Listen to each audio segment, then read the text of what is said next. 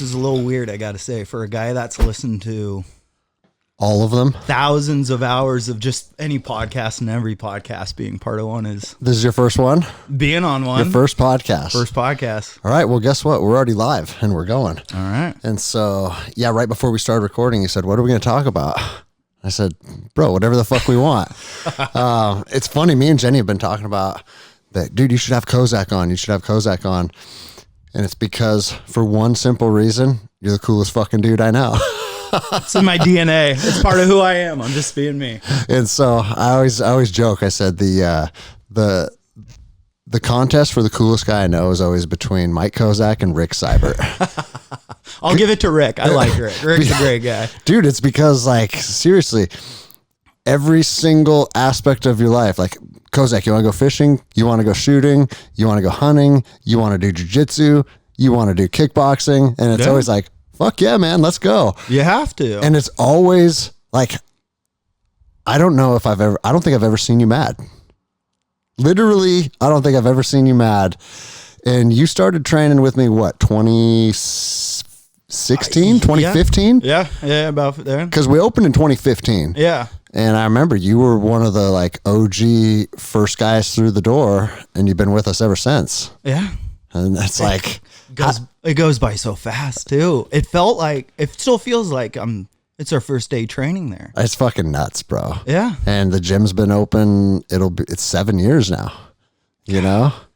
And isn't it cool to see, like, you know, on the show, I talk about the progression of the gym a lot, how when we first started, it was just me and you and Daniel and Joey Rangel and just a handful of dudes that were just trying to murder each other. Yeah. And that was it, you know? Well, and that's how it works. I kind of, when I started my own business, I always referred to it like a child, like a baby, right? And when you have a baby, you've got to constantly be taking care of it, right? Mm-hmm. You have to tend to it. You have to make sure it's safe, that everything's good. And just like a business, you're trying to slowly raise this baby, you know? And it takes a lot of work in the beginning because you want to make sure it's safe and taking its first steps. But as you gain time and momentum, that baby starts to grow up and it doesn't need you as much, and it starts to take on its own personality, its own group, it just day-to-day activities is less involved with you, and it starts to become its own entity. Yeah. And I mean, look at what the gym is now. 180 students, dude, man. It's ridiculous. And not only 180 students, but 180 cool motherfuckers. Yeah. You know, like, fuck, I don't remember who I was talking about this with a day or two ago, but it's like, there's always a bad apple or two, it seems like, or someone that's kind of like, who's this guy? Yeah. Or what's this guy doing here? Yeah. Like, do you remember the dude that showed up in pajamas and goes, bro, I don't know jiu-jitsu, but I'm a boxer. And then he walked out on the mats and started shadow boxing. Yeah. I was intimidated right away, dude. Yeah. I actually think you're the one that made him throw up, right? I did. I made it. Well, it was tough because remember, he kind of had a smell to him. Yeah, he was stinky motherfucker. He was stinky. He was in pajamas. And he walks out on my mats and starts shadow boxing and saying, I'm not a ground fighter, but I'm a stand-up fighter. And it's just like, all right, Kozak, you got this one. I remember going with him. We had maybe it was 5-minute, 6-minute round. Uh-huh. He made it halfway through, ran downstairs, threw up in the trash can, you know, and he's like, oh, that was great. This is the best night of my life. Never showed up again. Yeah, exactly. I always say when people get shown what they aren't, you have two different reactions to that. Fucking, they embrace it and they say, I got to get better, or you never see him again. Yeah. And he was one of those guys. It's fight or flight with your actions, you know? Yeah. Either it's something that grabs you and you are intimidated by it, and now it's all you can think of is how that person manhandled me or showed me up, and I want to be better, or I'm getting the fuck out of here because it's too hard. It makes me look bad. We're going to pretend this never happened. Yeah, it's ego blasting. And dude, so like, but my whole point of bringing him up, it's like the gym has somehow created, just like you said, it's become its own entity where it kind of sees people out if they're not a good fit, if they don't bring good energy. Yeah. And where can you have a room full now? Like practice regularly has between 20 and 30 people a class. Mm-hmm. And there's not one person in that room that is like, fuck, they showed up. You know, like it's crazy to me. I think part of it too, not only just being a jiu-jitsu gym and you being the person and the following that you have now, but if someone's coming to our gym, they seem to be already kind of on a path of they're wanting more out of their life a little bit. You know, sure. They want to be better physically, surround themselves with positive people, be on a trajectory that's not, you know, just sitting on the couch all weekend. Yeah. They're looking for more. And when you meet people like that, so you're like, oh, you want to kickbox, you want to do this. That's what life is. It's all about doing stuff. We're not things. Everyone wants to say, oh, I'm this person. But you're not. You are the events of what your life. You are moments of action, you know? And that's what makes it fun, is doing those things and pushing constantly. I like not knowing how to do something. I like when we went shooting the other day. Yeah. I've shot guns my whole life, but not like you guys. But instantly, I become a sponge. I like doing those things I'm uncomfortable with because it builds new skills. Yeah, bro. And it's I like that you brought that up because you, just like you said, you've been around guns and hunting and stuff for a long time and you're good at it. But you took that as an opportunity to like be a sponge. Yeah. You're like, hey, what can you show me? Help me with my grip. Do that. Like, what's this? Yeah. What's that? And we went over some stuff. And because your approach to learning is that of like just openness, and you're not going to become like critical of yourself if you're not performing well. Like you're there to improve. So what do I have to do to improve? And bro, you and Jordan both, in the matter of, you know, we were only out there a couple hours. We're hitting that little steel.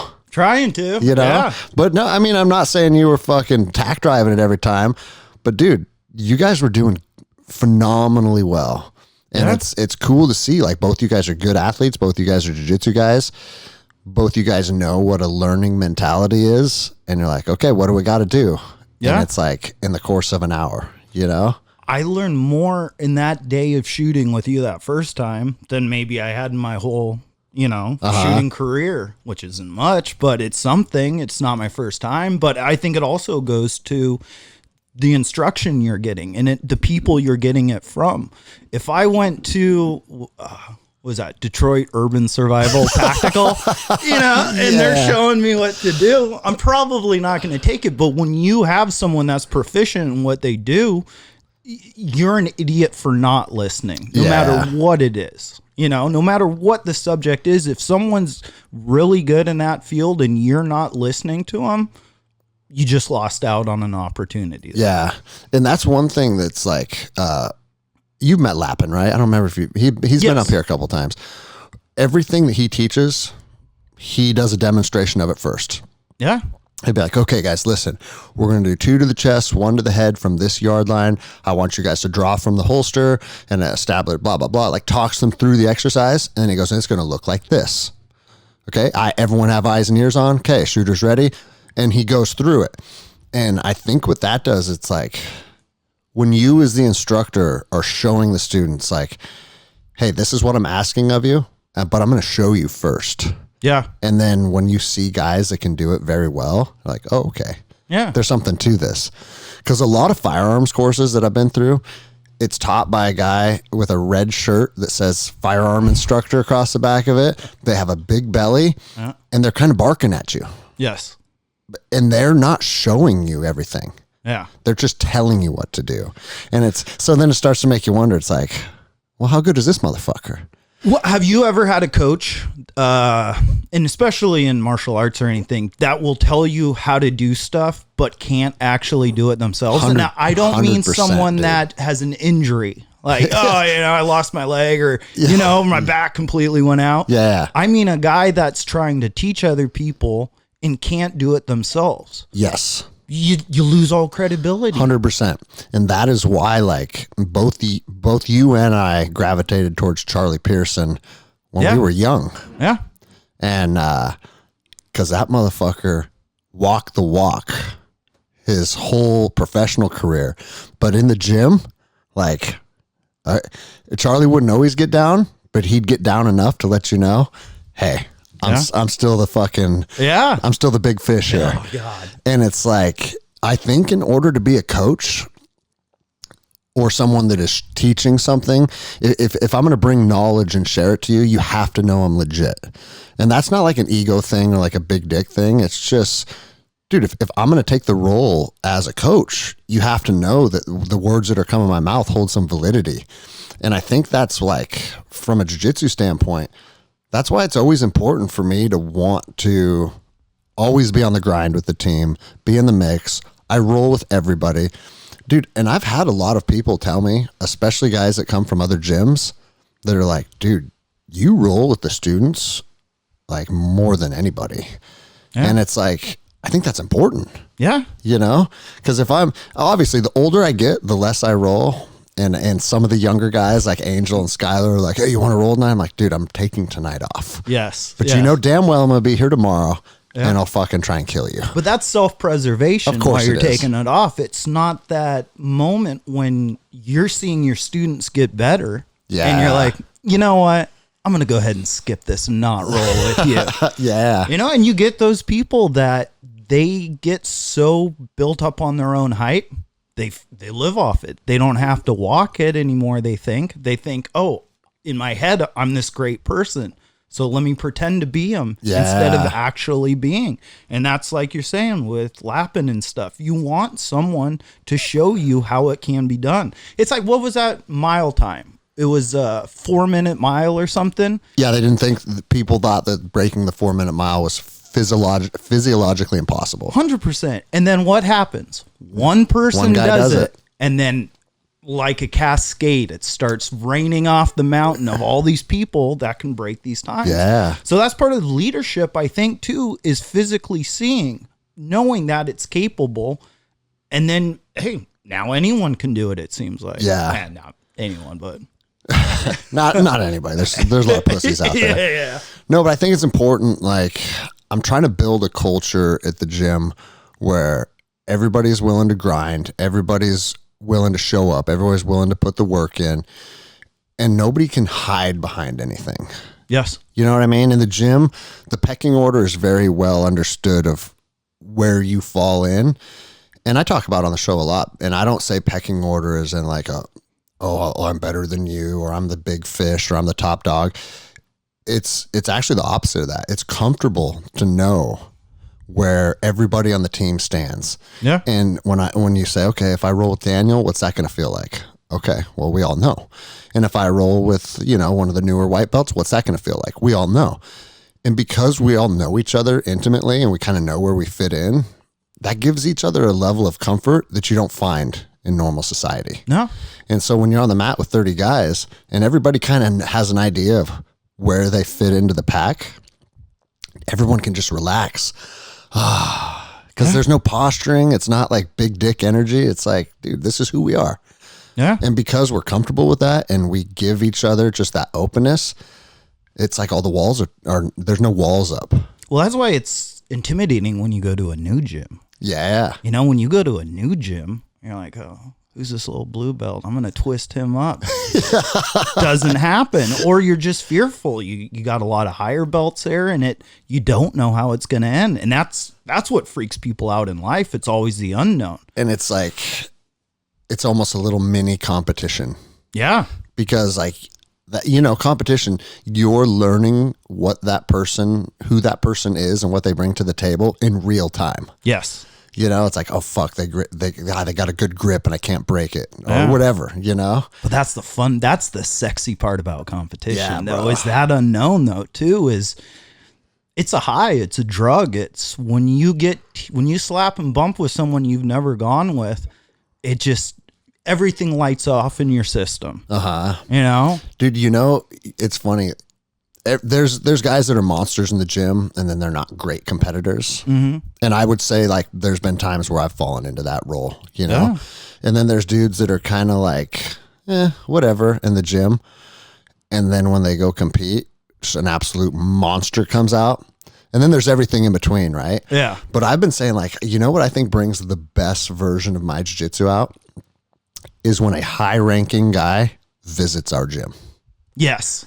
I found that to be like where my jiu-jitsu comes together the most, because it's like, okay, it's not that I have to beat you, but it's that you have to know when you leave Electric Jiu Jitsu, they're fucking savages. Yeah. You know? And so like whenever a visiting black belt comes, I'm like, okay, this is where the best version of Greg Anderson comes out. And we had a guy visit, I forget his name. Super cool guy. He was a former Ranger. He's a pro MMA fighter, and he's a black belt. And I watched him just maul Bob. Thank God someone did. Well, no, and I was like, but bro, to be able to maul Bob.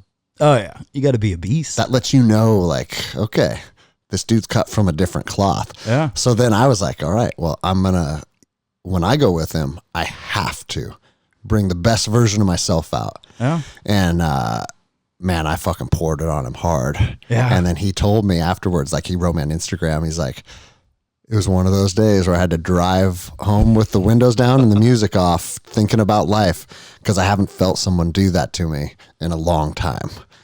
Isn't it nice to you being that person doing it to him? Not like you're destroying him, but when you get in those situations where you're like, I got to level up, I got to game up, I always feel I get into a great flow. Like I don't have things click and flow as smooth until there's a little bit of a challenge presented that I've got to work through. And some of my best rounds, like you're saying, or when you're with high belt people from either your gym or different gyms that push you, and you end up finding a way for success. And then that leads to more throughout the round and more and more. And by the end of it, I mean, you're like, oh, I was doing spinning shit, and then I grabbed an arm bar. But it's you get in those comfortable moments where you have a little bit of fire under your ass, and it makes you rise to that. Yeah. Those are great rounds. That's why I wanted you to roll with Brandon last week.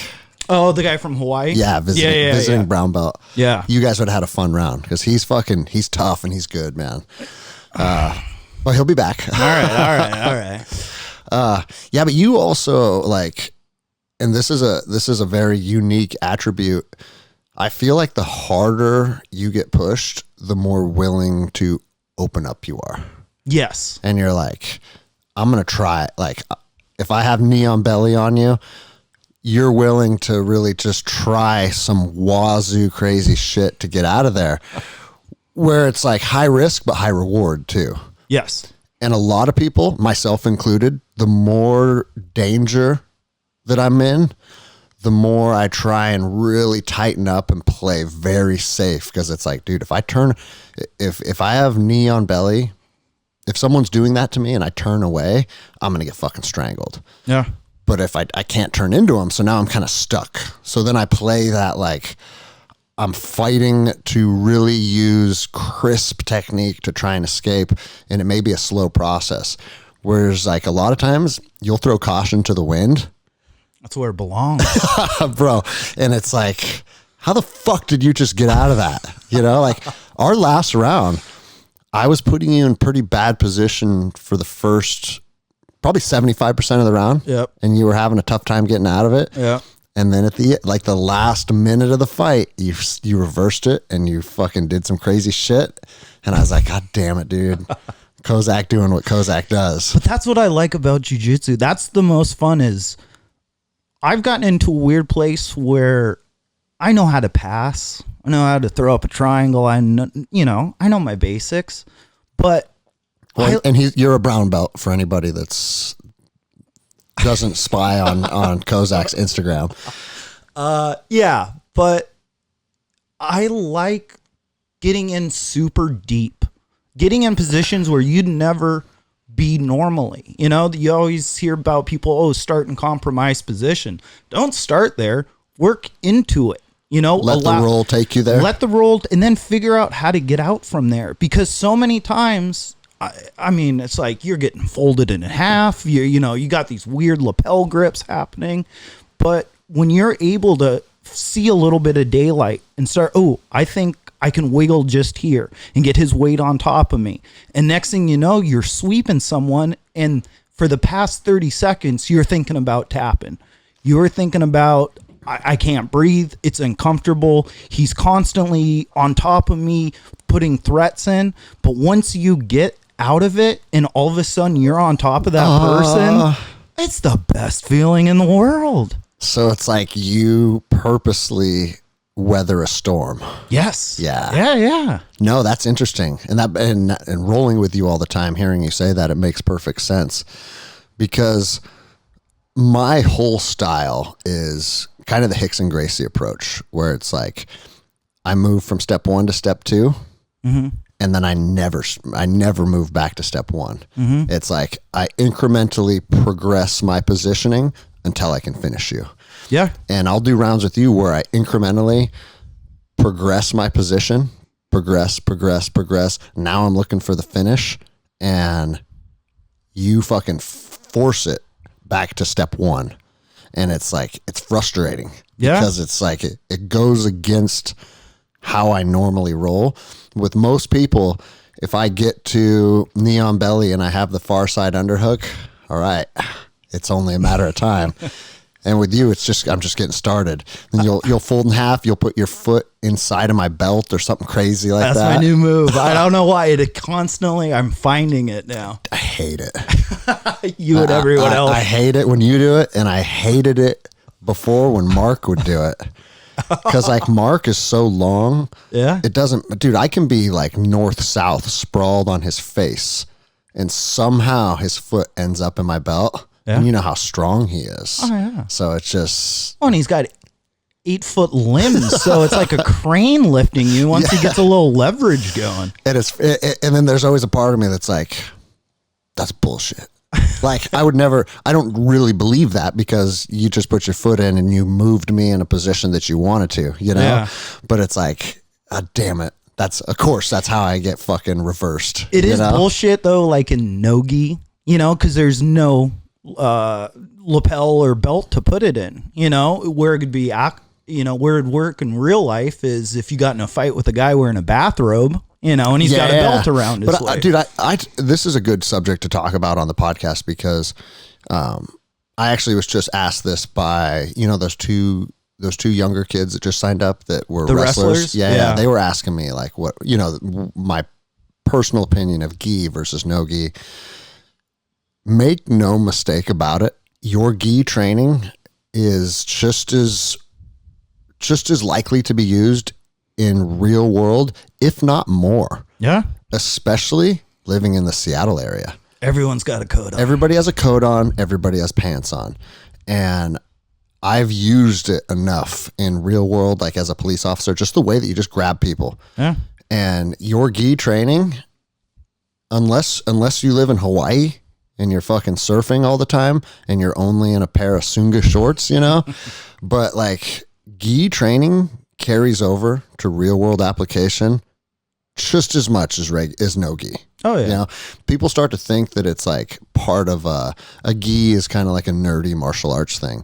And I tell them, it's like, no, the reason we train in gis is because if you and I went and trained jiu-jitsu in what we're wearing right now, t-shirts and I have like Piranha hiking pants on, they'd be in shreds by the end of practice. Oh yeah. Yeah, like it'd be ripped off. These clothes, naked. Yeah, these clothes would just be absolutely destroyed. So a gi is a robust enough piece of clothing that you can train rigorously in it, and it's going to last. And even gis, dude, there's nights where you fucking rip lapels and shit, you know?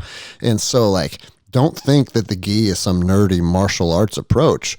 It's just, they've had to create a uniform that can withstand actual training. Yeah. And when you grab a Carhartt jacket, like Zach Yates told me, he did the collar drag throw that I do.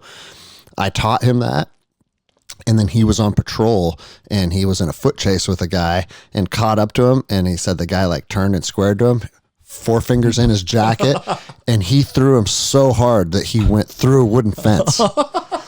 He's a strong guy too, you know? Yeah. And it's like, he's like, dude, that collar throw worked perfectly. Dude, that should be an ad for Carhartt. The durability of their coat. If Zach can throw you and it doesn't rip, that's a good quality coat. And he goes, the best part of the story is that his wife was doing a ride along with him that night.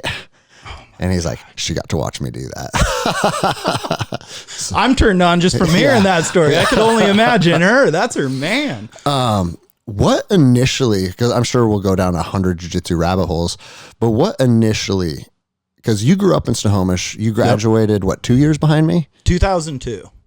Okay, so we were never in high school together then. No, just tail ends. Got it. You graduated in 99? Yep. So I was freshman campus, man. Okay. Yeah, the good old spots. And then what path took you into martial arts? Did you do wrestling or anything as a kid? Yeah, so I did wrestling in middle school. And then end of middle school. Was that Centennial? No, I lived with my mom. So my parents divorced when I was young, and I lived with my mom until I was in 7th grade. And where I lived in Issaquah area, middle school started offering wrestling at sixth grade. Okay. So I wrestled 6th grade, 7th grade, and then I moved up to Snohomish to live with my dad.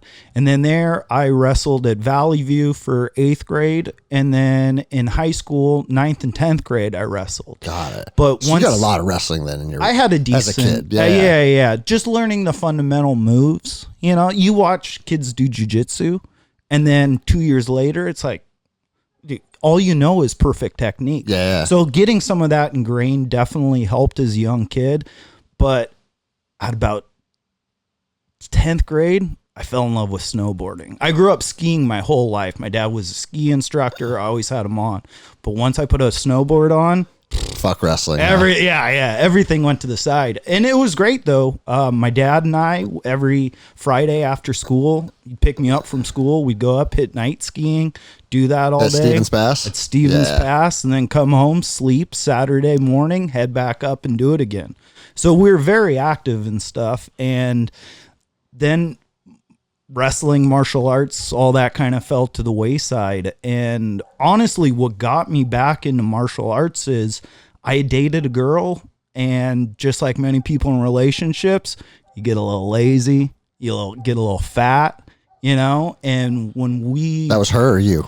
Or both? That was me taking all the credit on that one. So yeah, and then when we broke up, and it was just like, I couldn't run, you know. I was big into weightlifting before, and it's like I had no more muscle mass. I was fat, and I was like, I just got to do something. And you're what, 22 or something? 21 maybe. Okay.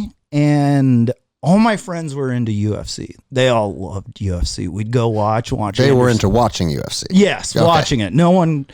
Everyone said they could do it. I thought, fuck that guy up, you know?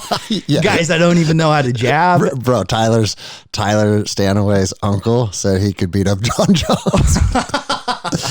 Well, Tyler comes from a good gene pool, so I don't know. Maybe there is a chance there. Bro, I love the heart, but okay. Yeah. I'd love to see that's what everyone says, too. Dude, once I fight, my will, when my will kicks in, yeah, I do anything. I just see red and go berserk.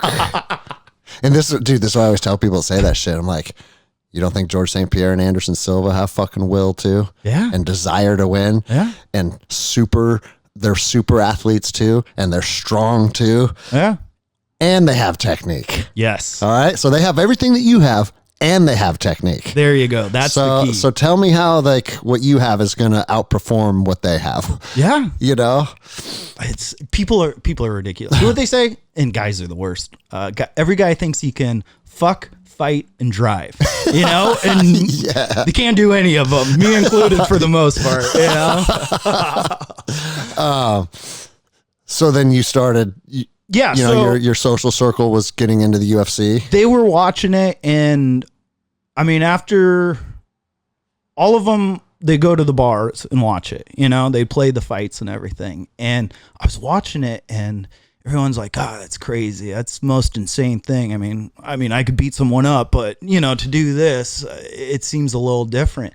And in my head, I just said, I could do this. I guarantee you I could do this. And so I started stopping in at gyms and checking out gyms. I worked all around the Puget Sound area. I was mobile. And so were you already doing your business? I wasn't self-employed at the time, but I was doing that same line of work. Okay. And so it took me all over the area. And so it didn't matter where the gym was because I could always find myself in whatever area I needed to be. And I checked out, was it RSU, Ring Sports United in Bellevue. I think they had D'Amico Rogers was a guy that was training for the UFC. Checked out a place called Lotus in Renton. That's James Foster's place, right? I don't know. Okay. I mean, I did all their come check out our gym for a week or two for free and see which ones you like. What's the one that's got Mighty Mouse in Kirkland? AMC with Matt Hume. Hume was right. Yep. Yeah. So I checked that out. A legend. Yes, absolute. And great Muay Thai gym. Very good Muay Thai gym. Checked it out. But the last one I ended up checking was Charlie's right in Everett. And hey, it's close to where I live. It's close to where I work. Went in and did the class there, thinking it'd just be like the other ones. Check it out. And instantly, it was different. Yeah. It was different. Great instructors. Chris Garcia and Nate were my... Nate Canterbury. Yeah. How do you say it? Yeah. I just call it Kid Nate, I remember. I forget how to say his last name. Canterburis? Yeah, there you go. Close enough. Yeah. If you're listening, shout out to Nate, however we say your last name. Really good kickboxer, though. Great grappler. Yeah. And just awesome dude was the thing. Like the thing that attracted me to your gym and stuff, not only the techniques and stuff, but it's like, these are good people. Yeah. They're really nice. They treat everyone the same, no favorites or anything. And it just drew me in. And then... What year was this? 2007? Yeah, it had to have been around like 2006, 2007. Because I fought for Charlie Pearson a couple times in 2006. And the axe cards? Yes. Do you remember what axe number you fought on? My last fight was axe 13. Okay, so I think my first one was 20 maybe. Okay, so I wasn't too far behind. Yeah, but I moved all in with jiu-jitsu after a few fights because I was just like, I'm not trying to get in the UFC.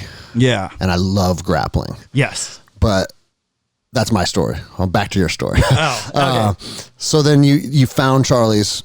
Probably end of 2006. Yes. And just fucking went all in with MMA, huh? I'll go to work all day, right? You get off work. You get there at 5. From 5 to 6, you do kickboxing. From 6 to 7, you do grappling. And then 7 to 8, fighters training. 7 to 8 or 7 to 8:30, if you're a real badass, you do FT, or you're just doing the MMA classes. And for a solid year, I mean, I became obsessed, and it was like, you'd wake up in the morning and you'd get out of bed and you're like, oh, my big toe hurts. My little toe hurts. My shoulder hurts. Everything.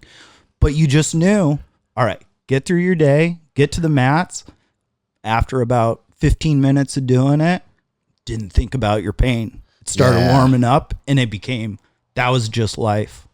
Even Friday nights after work, everyone's going out to the bar. 100%, bro. Sorry, can't make it. And that's what I love about our gym. Like Friday nights is one of our toughest nights. Yeah. And our mats are packed. Yeah. And that's a choice. It's like, yeah, go fucking party. Yeah. Or get down with your team again. Yeah. And if you're trying to get out of the party lifestyle, go to a gym on Friday night and roll for an hour and a half. There's no way you're going to be able to even get up to go out and drink beers. It commands so much energy and time that it's like, I can't. Well, and I tell people I say like jiu-jitsu, if you look at people that come into the gym, if they're out of shape, if they're eating unhealthy foods, if they're just like inherently lazy people, like jiu-jitsu will fix all of that out of necessity. Yes. Because you can't eat fucking Skittles and Diet Coke all day and then come and train for 90 minutes. Yeah. Your body's going to be like, fuck, man, I need some better nutrients. And like almost just through like a byproduct of training, you're like, man, I need to have better nutrients. It forces yourself to have to take care of yourself holistically. Not only nutrient, I mean, it makes you smarter. It makes you better just in the pursuit of, hey, I'm sore. I'm starting to have some pain. Maybe I should start looking into working out and actually lifting weights. What are preventative things I could do? What are diet? What is flexibility? What is sleep? What are all these tools? And you start to care about other things besides jiu-jitsu that are making your life better, your body better. Yeah. It just, because you do it, other great things kind of follow right behind. And that's why everybody gets fucking obsessed with it. Yes. You know? Yeah. Something that I think is really important, especially for men, because I'm sexist and I hold men to a different standard than women. But as a jiu-jitsu guy, I trained MMA for a couple of years. I took a few fights, and it's an experience and a skill set that I wouldn't give back for $1 million. No. And what I think, and I think when I was doing MMA fights, I was a blue belt in jiu-jitsu. So very new to grappling still. But what it taught me was how my jiu-jitsu works in a real fight. Yes. Versus how my jiu-jitsu works when I'm playing with my friends. Yes. And I think having an understanding of that is super fucking important. And I'm not saying that everybody needs to take cage fights and become an MMA fighter, but I think it's important to know where your jiu-jitsu is fun and where your jiu-jitsu is real. And I'm not saying fun jiu-jitsu is bad. Yeah. Inverting and trying to berimbolo you, and like it teaches you about like spatial awareness, how your body moves, all that stuff. I think that's cool. But I'm not going to try and berimbolo you in the Walmart parking lot either.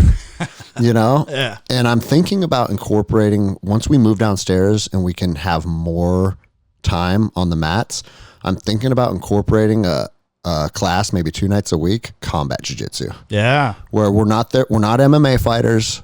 I'm not going to be gloving up and beating the shit out of each other, but maybe something to where you are allowed to do like slaps, just to simply be like, hey, in this position, you may have single leg X, but you're getting fucking punched in the face here, or whatever it is. Or right? even Puffy's back on. Yeah. And to help. And, it's not going to be a requirement to progress through your belts or whatever, but I think there's enough young, hungry kids there that want to know. You don't think Skylar wants to know where his jiu-jitsu is real? Yeah. And where it may have some vulnerabilities? Well, and that was the nice thing about MMA is I had done wrestling. I'd never done boxing. Right. So then it's like, okay, we're going to teach you how to do some kickboxing. It's like, okay, now I know how to wrestle. Now I know how to do kickboxing. But putting the two together, yeah, it's a different thing too. That's where you learn the most. Learning how to transition from striking someone and blasting into a double. Or once you're on top of someone, how do you start putting hammer fists? The two are two completely different worlds, but MMA has provided them with a bridge to gap the two lands. And sure. That's something that doesn't get worked, And so learning that stuff, like you said, I'd never give it up for anything, because it's, once again, you're learning something new. It's a skill that you'll have for the rest of your life, learning how to do it. And bro, if I find myself in some type of altercation in real world in a grocery store or something, I'm not going to my jiu-jitsu first. No. I'm going to my jiu-jitsu last. Oh, I'm throwing a kick from the far east that's going to land on some guy's forehead in Lake Stevens. Yeah. Or, you know what I've always wanted to do and I've never had the chance to? I want to throw a real legit fucking leg kick in a street fight.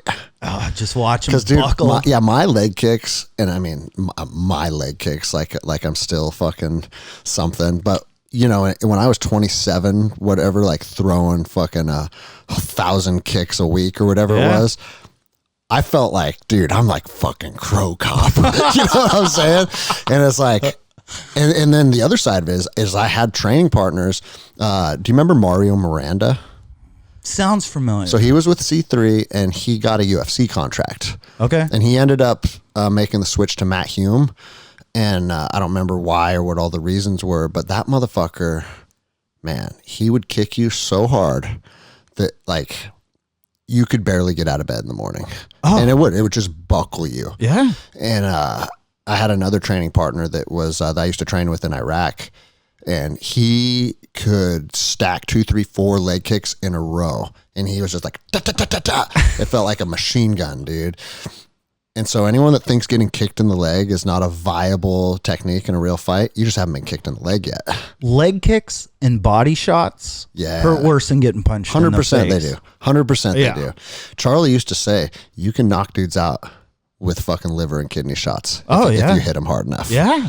And it's like, it feels like it incapacitates your whole body, you know? It takes all your focus and puts it on one specific area that you can't pull it from. Yeah. You know, like we're doing the hot or the sauna and the cold thing. And what are you thinking about? You're like, breathing. Yeah. Calm it down. But when it's so intense that you can't put the big picture in your head, all you're focused on is, oh my God, this one thing. You're distracted. Now you're getting pummeled. Now you're getting danced around. Yeah. Yeah. Well, and I always talk about it as the initiative, right? In a fight or in a grappling match, someone has the initiative, which means someone's on the offense and someone's on the defense. Always. Yeah. That can change back and forth 5 times in 10 seconds. Yeah. Right. I'm starting to pass. Oh, fuck. Now I'm starting to sweep you. No, now you're starting to pass again. No, I'm starting to sweep you. And like, if you're getting swept, you're on the defense. But if you're starting to pass, fuck, I'm on the defense. And it goes back and forth very, very quickly. But if you can seize the initiative, and it's a military term too. It's like seizing the initiative is how you win the battle. Yeah. And if you can keep someone's focus on a defensive mindset, because dude, if you're getting eaten with body shots and you're like, oh fuck, ow, oh fuck. What you're not thinking of is being offensive. Yes. Right? Yeah. And there's a few fighters, like Forrest Griffin was one of them, Donald Cerrone's another one of them, that it's like the more you hurt them, the more on the offense they go. Yes. That's a special fucking person. Yeah. Because most fighters, me included, I'm not saying I'm one of those junkyard dogs like those guys, but like Conor McGregor, phenomenal fighter out of the gates, phenomenal fighter in the first round, but the more you push him, the more he starts to wilt a little bit. And I'm not saying that like in a pejorative manner. 99% of human beings are like that. Yeah. And that's why I think seizing the initiative is so fucking important. But bro, you get with one of those guys that the more you push them, the more they become a monster. That's scary, dude. I'm that way. Dude, I think you are. Yeah, that's why you're scary. Because it takes a lot to get me worked up, you know? I'm a nice person. I try and treat everyone with dignity and respect. And so for me to start laying punishment on someone else, you got to put a little on me first to get me going. Yeah, that doesn't surprise me at all. I'm that dumb guy that needs to get slapped before he's like, okay, let's do this, you know? Yeah.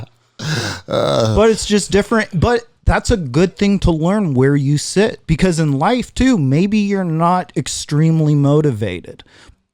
That's not necessarily a bad thing. You just know where you sit. You know that you can get motivated.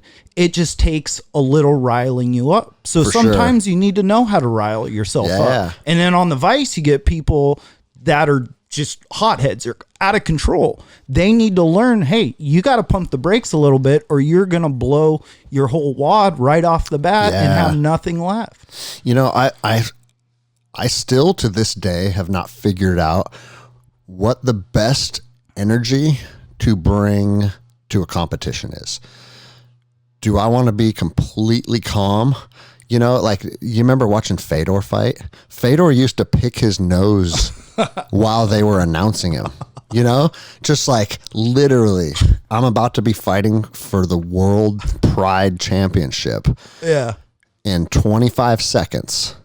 And just doesn't care at all. I have boogie. Yeah. And then you got guys like Vanderlei Silva that were so amped up and so full of fucking terror and rage that they were just waiting for the bell to ring so they could attack. Yeah. And then you have everything in between. See, but I think that's just like those are two drastic different personalities. Yeah. There isn't one right way. Everyone's no, for sure. Different. You got to learn yours, right? Exactly. But like, I remember, because if I get into a real world altercation, which hardly ever happens anymore.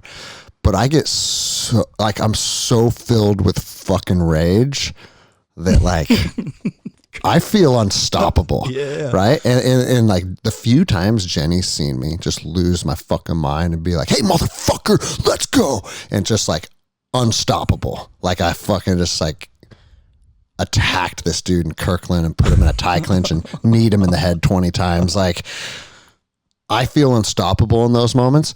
But and she told me, she goes, if you would get that mentality going into a competition, I don't think anyone could beat you. And I said, I can't get that mentality going into a competition because I know it's a game. Yes. You know, I don't care if it's a jiu-jitsu match or an MMA match. I know it's a game. I know there's a ref. I know we're just competing against each other for fun. Like, I can't pull out that fucking just psychotic rage-filled energy. But also maybe that wouldn't serve me. Maybe it'd make me blow my load and fucking, you know, that might work with scrubs on the street. Yeah. But against other dudes that can fucking have good technique to answer that. So it's like, to this day, it's like, man, what is the right approach for me? But again, like you said, it's everyone has to figure that out for themselves. Yeah, I mean, that's what's so fun about doing martial arts is it's honesty. You know, it truly is about honesty and being honest with yourself. Like we're saying earlier, the guy that's like, dude, once you get me and I see red, watch out, I'm a problem. But he's not being honest about what his skills are. You know, and the honesty of where you sit and what's good for you and what's bad for you, it'll put you on a path of training. Bro, I love one of my favorite parts of being a higher belt, and you get to do this to people all the time too, is show them that moment of deficiency. Yes. And show them who they aren't. And it's not to humiliate them. It's not to make them feel bad. It's because I went through that. You went through that. Yeah. And that is an opportunity for them to really grow into the best version of themselves. And those two 23-year-old wrestlers that signed up last week, I poured it on them. And I won't, you know, if you're listening and you're considering training at Electric Jiu Jitsu, you don't show up and then I'll just beat the shit out of you. But these kids are big, strong wrestlers. Yeah, they know what they're getting into and they're looking for this. And that's what I told them too. I said, I wanted to use this as an opportunity to show you that jiu-jitsu's real. All right? Wrestling's real too. I'm not taking away from your skill set. But a peer wrestler against peer jiu-jitsu, that's real hard for them. A peer wrestler with a little bit of jiu-jitsu, that's when you're a motherfucker, dude. Yes. You know? And so and that's what I told them too. I said, you get a little bit of jiu-jitsu. You learn how to protect your neck. You learn how to not give your back. Some of the things that wrestlers are notorious for doing. You tighten up a couple of those things, man. Yeah. Big fucking problems. Yeah. But I love showing people that moment of like, okay, this is where I'm deficient, and then this is what I need to do to fix it. And then, like you said, some people are all in, and then some people are like, I don't know about this. Yeah. You know? Well, and also it's better to learn those moments of deficiency in an environment with people that love you 100%, and are looking to show they're doing it to better you than to learn it in a real fight or in a competition fight. Yeah. Because that's how I got turned on to jiu-jitsu. I was training at Charlie's. I trained there for a couple years. I had a fight. All was good. Back to the snowboarding, separated my shoulder. Right? So I had to take a year off of training. You separated your shoulder snowboarding or fighting? Yep, snowboarding. Okay. While I was in my fighting beginning heyday, still for fun, I'd do a lot of snowboarding. And so I was up at the pass one time, hit a jump wrong, landed upside down, and I separated my left shoulder. And so it was about a full year for it to recover. Fuck. Yeah. And you just had your first fight, like getting started? Yeah. Okay. So I wanted to stay active, and I was at one of my local gyms, not a MMA gym, like a 24-hour fitness, and they had a bag room for women's kickboxing and stuff.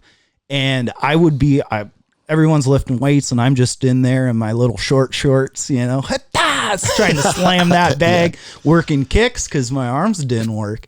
And I started meeting some people that had experience with striking.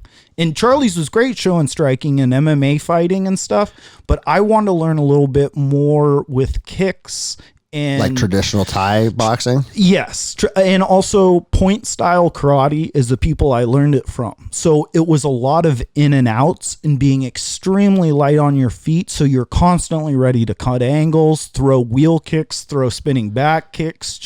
And you started learning these techniques after learning MMA? Yes. Okay. So I did MMA and then I was hurt. I'm training at 24-hour fitness. Next thing I know, I'm getting hooked up with these guys that are going there too that saw me hit. And they're like, oh, you like striking. What's your background? Told them and why I'm here. And so bro, this just goes to fucking show like your mentality. Because most dudes that are MMA fighters, some fucking nerdy karate guy wants to teach you a point style of fighting. Yeah. Fuck you. I'll kick you in the leg. Yeah. But you're exactly. like, no, what can I learn from you? Let's see what's up, guys. And it was a blessing. I mean, I trained with these guys for a year while I was healing up. They got reinvigorated in the sport. They opened up their own MMA gym. I started going there. It was in Bothell. It was called Bulldog MMA, right? And so for a few more years, I trained there, just doing pretty much stand-up striking. I still love grappling and would make them have grappling classes, but they were primarily wanting to do striking. Mm-hmm. And I took a few smoker fights, fight out behind the rage cage off of 112th, on a Friday night. And no winners, no losers, but you know who won. And so I did that, and I'm like, I think I want to do an AMI fight again. And I did my amateur fight, went out right off the bat, throwing fury combos, and that's not my style. But I went out there and the guy double legged me, blasted me into side control. He had me in a tight side control, and I'm like, oh, I'm wiggly. I'll wiggle out of this. So I tried to get out from under him, did a full, roll over him, over the top of him. Some typical Kozak shit. Yeah, some bullshit I pulled out my ass. But the guy held onto my glove and he held onto my wrist. And he just knew the right angles to start tweaking it. So as I'm coming out the back and trying to flip over him, he's turned into an arm lock. He's got an arm lock on me. And I'd never had that happen. I didn't know where, and so maybe that fight lasted 2.5 minutes of the first, and he got me through submission, and I was like, oh, I'm not as good as I thought. I got this grappling, that a strong foundation, and now my fists I think are made of platinum, but I just got armbarred even with how badass I'm supposed to be. So as soon as that back to jiu-jitsu, huh? As soon as that happened, I go to my coach. I go, we're getting a jiu-jitsu coach. Within the next week, we had a guy who was a black belt from Gracie and Eric Dahlberg, I think out of down south, around the Tacoma area or something. Eric Dahlberg, or a black belt under Eric Dahlberg? A black belt under Eric Dahlberg. And I don't know Eric, but his reputation precedes himself. Yeah. He's a fucking savage. Monster. Yeah. Monster. And his black belt was an angry black guy, like huge angry black guy. And I'm like, this is the best person to learn, how to strangle people from. And I put that gi on and I never took it off. Okay. I fell in love with it because I had learned grappling and basic techniques. But what I found was that the nuance of having the gi on, we could be in side control and you would learn 50 different variations. Yeah. Where to clinch, where to put your elbow, where to put your knee, where to underhook the head. Are you going all the way across the body? And just, it broke down everything so nuanced that I learned that there was way more than I had ever thought. Well, and that's what I always tell people. I think it's important, going back to the gi versus no gi argument. If you have a gi on, if I grab you on the outside of your knee, at the, like right where the knee bends, mm-hmm. and I have that long lever to control your hip right? Mm-hmm. I have you at the knee. I'm not looking to control your knee. I'm looking to control your femur to be able to control your hip. But if I turn my hand a little bit and grab just an inch up, I feel how much different that lever feels. Yeah.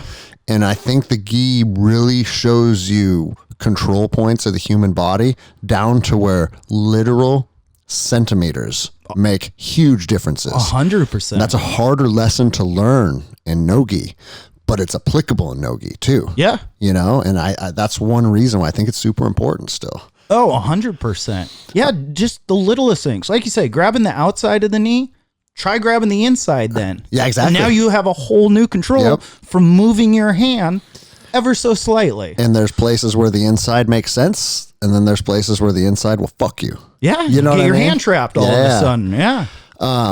So how long did you end up staying at? You said it was Bulldog. Bulldog. Are they still around? No. Okay, I was gonna say I don't. It doesn't sound familiar. Here's the thing too: when you stay in MMA and this stuff long enough, you're gonna learn what bad coaches are. And I got into a situation where my coach cared more about getting people into the gym and just having a name for the gym, that he was turning guys pro, and I would go corner for him and I would watch them get the shit kicked out of them. I knew these guys should be fighting AMI, if that. Yeah. And he's like, dude, you're going to go pro. Well, he gets a couple grand out of it. The fighter gets a couple grand. And that, but you're not building them towards a path to success. no, you're just making money off. And they're not getting health care. No, These people are risking their fucking bodies, and you're just going to, because it gives you a couple grand. Now maybe this guy has an ACL injury that lasts the rest of his life, and it got you $2,000. Yeah, it's bullshit. You're a piece of shit. Yeah. So I sidelined myself from that. In that time, my family was going through stuff with my stepdad and my mom. So I focused on getting them right and moved all of us up here to Lake Stevens. So I took a couple years off while I did that, and then Googled jiu-jitsu gyms around my house. And I was literally up the street. Dude, you are closer than up the street. Yeah, you're right down the road. And I remember I came and Joey was there in the morning. He was doing some morning class. He's like, come check it out tonight. And I came there, and once again, I'm a badass. I did MMA. I learned striking. Now I've been doing jiu-jitsu with a gi on for a little bit. I'm going to mop this place up. And I remember coming in, and I got armbarred 3 times by 3 different girls. I think Carly, really? And God, I forget who the other ones were, but Carly's fucking savage. dude, her technique was flawless. Yeah. You know? And so I got armbarred by all these girls, and I'm like, I'm never leaving. Bro, you want to hear something funny? Yeah. I was talking to Stanaway yesterday about this, because he said the same thing. He was at the jiu-jitsu gym. I don't know if you know the story or not, but he was there because his kids were training. Oh, okay. He didn't need jiu-jitsu. He's Tyler Stanaway. Yeah. Never lost a fight in his life. Just flash those abs, it'll scare them. And so it was Joe Brimhall that said, hey, why don't you stick around and try the next class? And Tyler's like, really? He's like, yeah, try it out. And Tyler says to Vanessa, I'm going to smash everybody in this gym. Yeah. Right? And he went and got beat by a couple girls. Yeah. Right? And he's like, it was, not only was it like just shocking to me, he goes, but it was humiliating because my wife, I'm the protector of the family, and my wife just watched me get strangled by women. Yeah. And he goes, bro, I was fully expecting on the car ride home for Vanessa to ask for a divorce. He goes, because I was a fraud. Here I am saying I'm like this protector of the family, and I can't even beat girls. Yeah. He goes, 100% expecting for her to ask for a divorce. Oh my God. But that's it. That is, like I said, every guy thinks he can fuck, fight, and drive. Yeah. You know, and how much of that do you really do? Like, how much do you really work on becoming the best at it and stuff? So, yeah, getting humbled like that, it's transformative because, one, you have to confront reality of what just happened, and 2, you can figure out what to do at that point. Yeah. You know, and like he could have just never come back, but he decided to stay. And now he's one of the savage of savages. Right? And he's helping these kids become the next generation of murderers. Yeah. Just because he decided, I'm not going to let this one defeat define me. This was a part of who I was, but this isn't who I am. Well, it goes back to what you said when we first started. It's like your life is just experiences. It's events. You know, and it's events. It's events. And that event might not have been something that he appreciated, but it was also necessary. Yeah. You know, I was lucky enough that when I started jiu-jitsu, because I started jiu-jitsu hard in 04, there was no girls on the mats when I started. Yeah. You know, and there was a couple girls at Charlie's that were doing MMA, but at just like strict jiu-jitsu, there wasn't very many, if any, females. No. And so I didn't get I'm getting strangled by females as an introduction to jiu-jitsu. And I'm kind of happy about that. You missed out, my friend. Imagine if it happens now, you might get reinvigorated. Well, bro, Gabby Garcia, I wouldn't put it past her, you know? You might need 2 people to beat her. What did you come to the gym as? Were you a blue belt? I was a blue belt. I had my white belt for about a weekend, it felt like, you know, because once I had so much experience that I think, you know, it felt like every month they're like, hey, you get a stripe on your belt, you know? I'm like, what's this? And they're like, oh, it marks progression. I was just like, I don't need the stripes. Just keep it white until it's a blue belt. And that's why we don't do stripes. Yeah. You know? Yeah. I think stripes, here's the thing that I don't like about stripes. And I do like it for the kids because I think kids need a little more encouragement. Yeah. But if you're an adult and this is something that you've chose to pursue, it needs to be out of what the art is going to offer you and not necessarily about the color of cloth that's around your belt. I feel like that should be the least of your concerns, right? Yeah. But the other thing is like, if you look at, you know, white belt and you get 4 stripes on it, and then the next step is blue belt. So if you get a stripe every 4 months or whatever, that means you could be a 4-stripe white belt in a year, right? Or, you know, 16 months. Does that mean that 4 more months after that you go to blue? Because now we're starting to put a timeline on your progression, and I'm starting to give you something, almost expectations, right? I don't want people to have expectations of when their belt color is going to change. I want them to be focused on jiu-jitsu.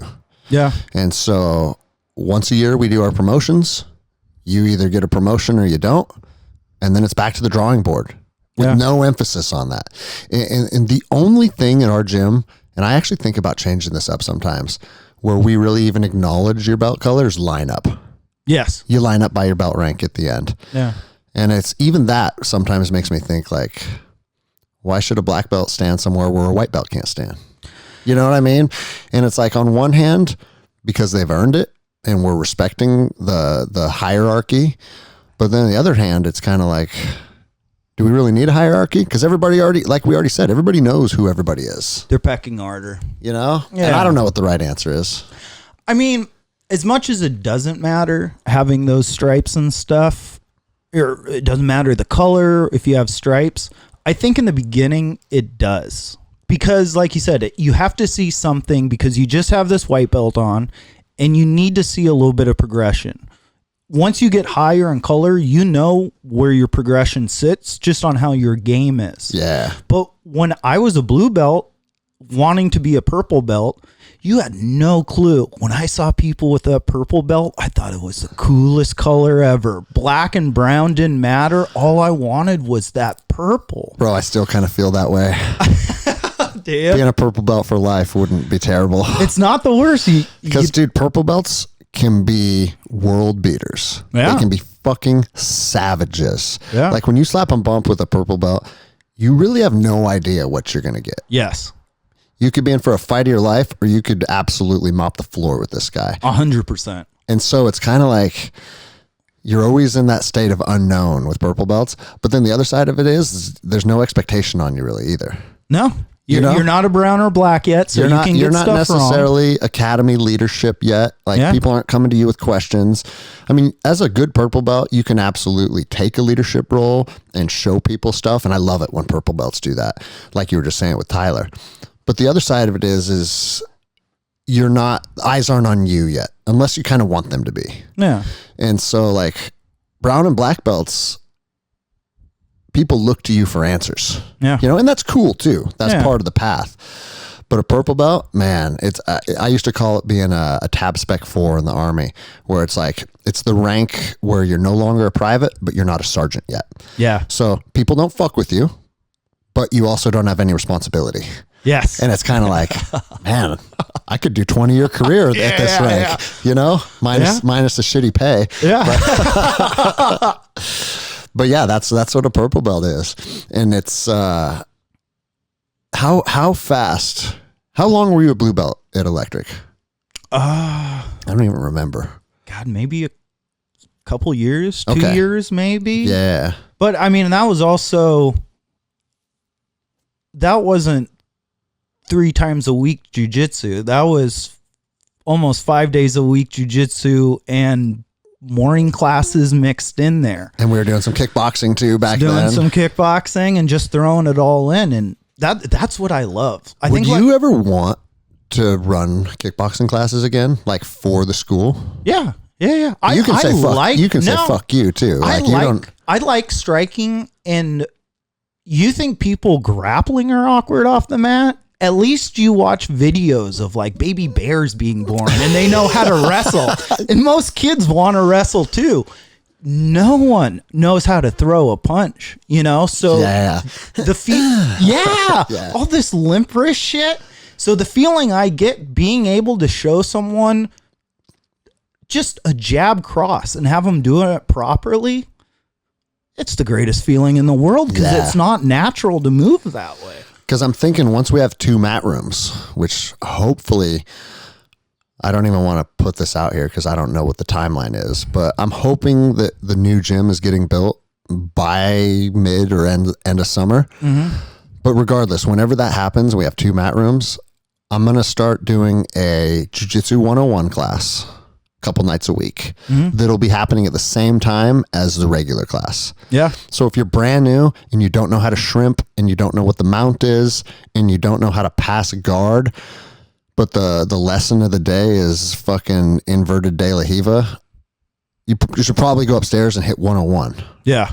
And give people options. Yeah. And then the other side of it is, it's like, dude, with 2 mat rooms, maybe we do bring back some striking or a little bit of MMA or whatever, you know? Yeah.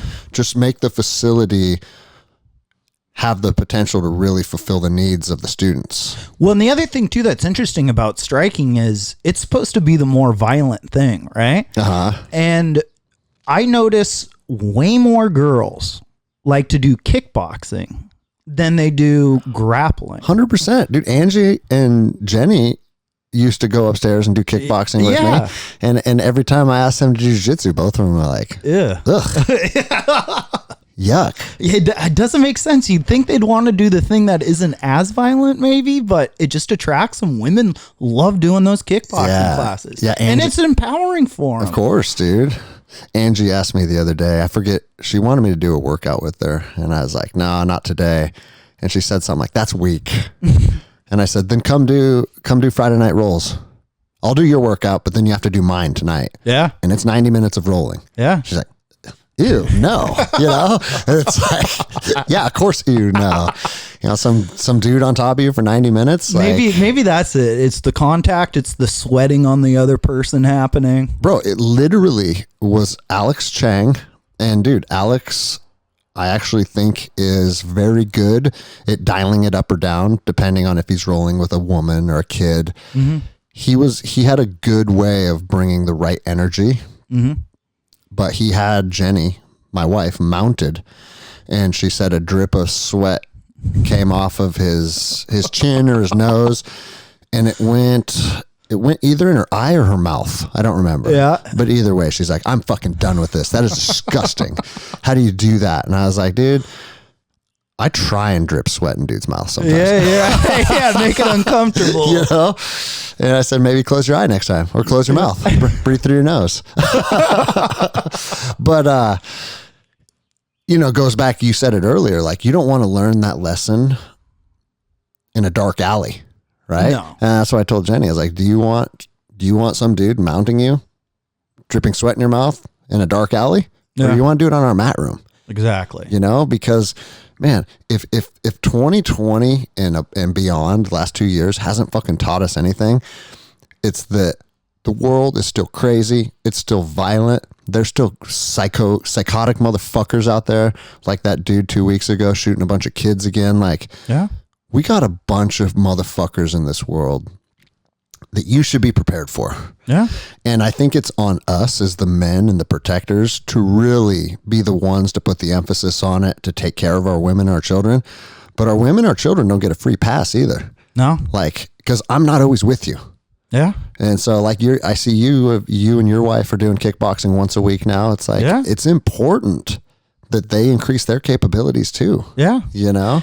And I think, you know, because we have a passion for this stuff, it's easy for us to do it. We love it. Yeah. I love getting your sweat in my mouth, as weird as that says, but doing that shit is, I mean, I absolutely love it. And so I have to convey to my wife or to people that this is good for them.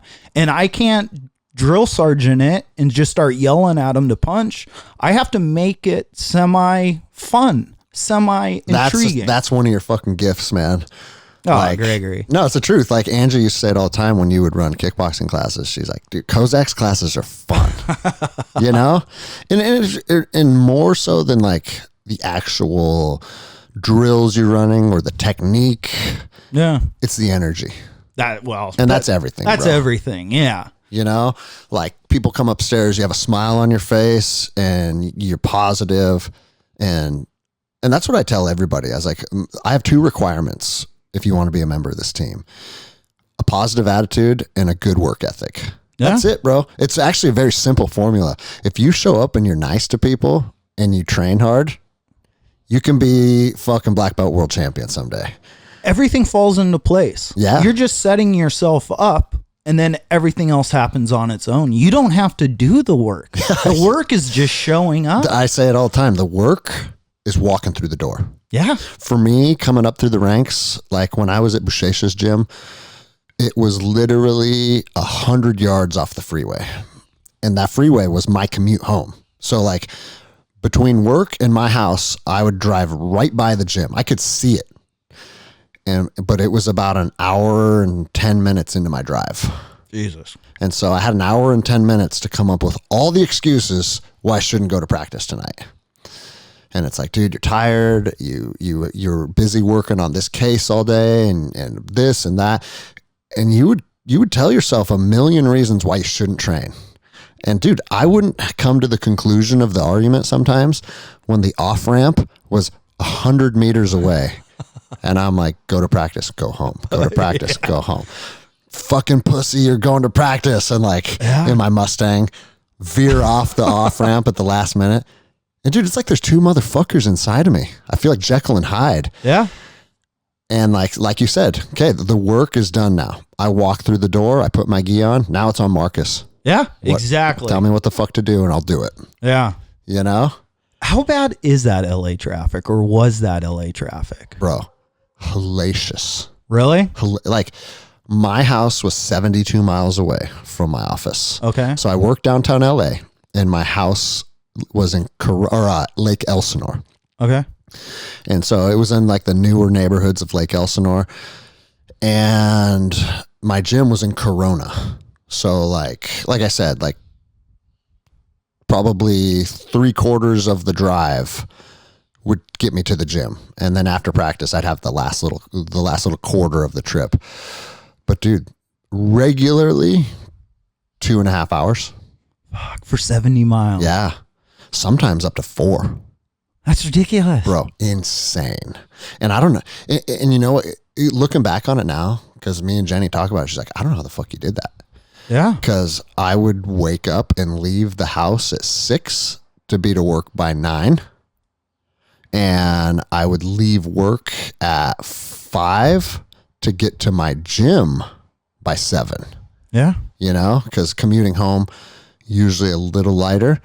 But the thing that I always told myself is, dude, this is a 3-year assignment. Because that's what the Marshal Service told me. This is a 3-year assignment, and then you get back home to Seattle. So I was like, dude, I can stand on my head and shit for 3 years. Yeah. You know what I mean? Yeah. I can not get a lot of sleep. And the thing that always motivated me was that I'm training with the best jiu-jitsu guys in the world. So the job can suck, the commute can suck, but for these 3 years, dude, I'm with Joao Assis and Marcus Buchecha. Like, doesn't get better. It doesn't get better than that. And, 3 years turned to 4, and then 4 years I was looking at turning into 5. And then I realized the agency, they just tell you it's a 3-year assignment. They're going to keep you wherever they want. Keep stringing you along. Yeah, you know. And so I ended up leaving I've told that story on the podcast a lot, but my dad got sick up in Seattle and I needed to be here. Yeah. So I left that agency and moved home. But I just feel like, when you're doing hard shit, when you're in the storm, when that was my life, dude, I'm waking up at 5, whatever.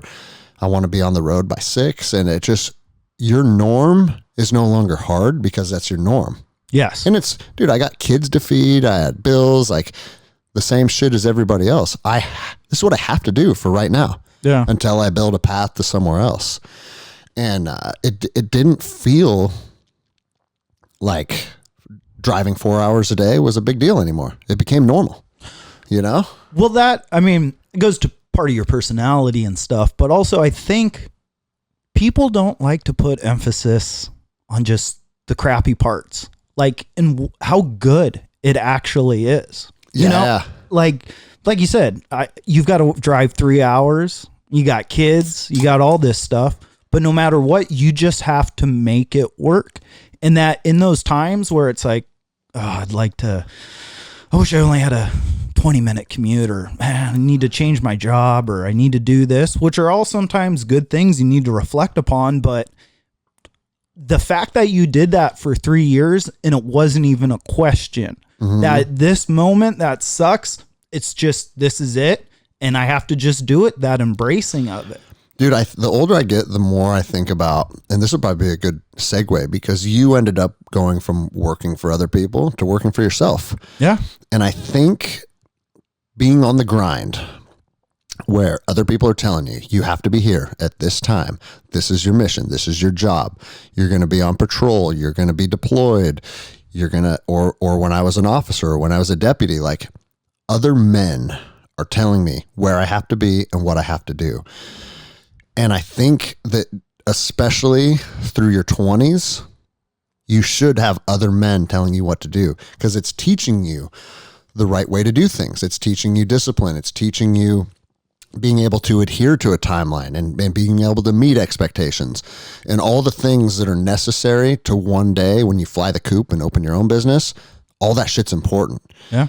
Like, you can't start your own business at 21 because you haven't learned all of those lessons. Now, obviously there's outliers and there's people that do, and that's them, right? Yeah. But I think for a lot of people, dude, at 40 years old, there's no way I can work for somebody else anymore. Yeah, it'd have to be the right person. It would 100% have to be the right person. Yes. And it would be very difficult for me, but I don't think I could have arrived at this place without having those long, arduous days and working for agencies that I saw flaws in, and working for leaders. People always talk about like Jocko and Tony Robbins and all of these inspirational people that teach leadership. Bro, you know what taught me the best lessons about leadership is working for shitty fucking people. 100%. Working for fucking leaders that are incompetent. Yes. And it's like, man, I would never do that. I would never act like this. I would never treat somebody like that. And that's, for me, one of the things that really forced me to fucking say, you know what? I'm living life on my terms. Yeah. And yeah, my circumstances were crazy with the video and getting fired and stuff. But at the end of the day, it's all the same. It's like, my leaders aren't willing to do what I think they should be willing to do for me. Wow. And they're not willing to stand. They're willing to stand behind me and close doors, but not overtly and not to the media. Yeah. And it's like, dude, it's time to do things your way. Well, I think you found your way because you saw the ways of others, right? And this goes into what you're saying about working for someone that's a complete idiot or is doing things horrible. You're not going to get to a position where you want to stand on your own 2 feet unless you see other people standing and you're like, this isn't a good way to do it. Yeah. You don't know what a better way is unless you've been shown a way at all to start with. And then you can be like, this is good, this is bad. And change is just a catalyst from being uncomfortable, right? Yeah, for sure. I don't like these people. They're not supporting me. I'm sick of this shit. If everything was hunky dory, you might be still working at the port. 100%. You know? Yeah. No. And so you have to look at that adversity or those shitty people or that negative energy that they're giving you. Man, it's a blessing. It is. Because it's going to force you, or it should force you to say, how do I stand on my own 2 feet?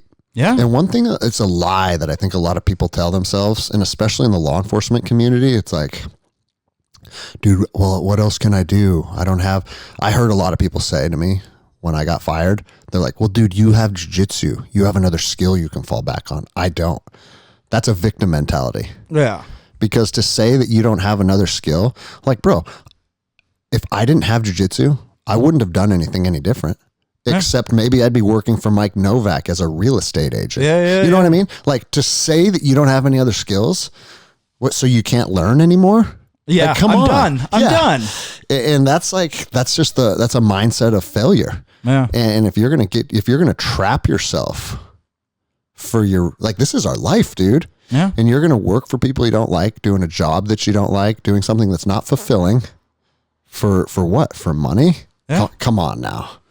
You have to learn what you don't want before you learn what you do want, right? Mm-hmm. I mean, I think it's just as simple as that, you know? How did your path go so you do custom vinyl work? Yes. And you said you've really moved away from like the private market and now you're doing No, so good old COVID. So I mainly worked for insurance companies. They would contract me out. So when a vehicle was in an accident, right, and it had graphics, Bob's Plumbing or Joe's HVAC and all that rap stuff, they would send the car to a body shop, they would fix it, and they would need all these graphics reproduced and put on. So I was the guy, click and point on a computer, reproduce it, and then put it on. COVID's presented a weird scenario in that everyone was locked home. And guess how many car accidents were happening? Yeah, zero. Right? So my market went from, I love Seattle. 1, it's raining all the time. 2, it's overcrowded. That's a beautiful recipe for car accidents. So business was good for me, you know? And then COVID happened and my insurance work just went out the window. Yeah, I mean, there is no one getting in accidents, but everyone got sick of watching Netflix and God, all the food I cooked. Were you like this those first couple weeks? You're like, I guess we're just going to barbecue. Let's stay inside. You know, by the 4th day of having veal piccata for breakfast, I'm like, I got to figure something out. And I think a lot of people didn't. Everyone bought an RV. Okay. Your mom, her brother, they all bought RVs. And so all of a sudden there's this new market of RVs and people want graphics and all this stuff on them. And it was great too, because what graphics are people putting on their RVs? Pacific Northwest. I want a compass. I want the mountain lines. I even do paint protection stuff too. So people taking them off-roading or out in the woods, they want just, if you can stick it, I'll put it on there. It's kind of it. And so there is a big market for it. And I kind of say RVs are like first-time gun owners, right? You got a person driving around a Prius, and the next thing you know, they're driving around a 50-foot house. So people would get all these cool graphics on there. They would take it out the driveway and immediately hit a tree, or they would scrape the whole side down a... I did that to my boat. Dude, like literally within the first couple weeks of having it, I wasn't used to trailering a 30-foot boat. Yeah. And so I was going to my mom's house and didn't judge where her mailbox was at properly. Yeah, or where it needed to be now. And dude, I'll show you to this day. Like there's in the vinyl, there's like a 12-foot scrape Oh yeah. And Jenny fixed it because she can fix everything. Yeah. And she has one of those Cricut machines that can cut vinyl. Little plotter. And she cut this long strip that filled right in, and it worked. So she basically, that was a job that I probably could have contracted you for, but she stole it from you. We would have had to go through insurance. It would have been a big ordeal. Yeah, but no, I see what you're saying, because when you're not used to driving something like that, dude, there's a learning curve. Oh, 100%.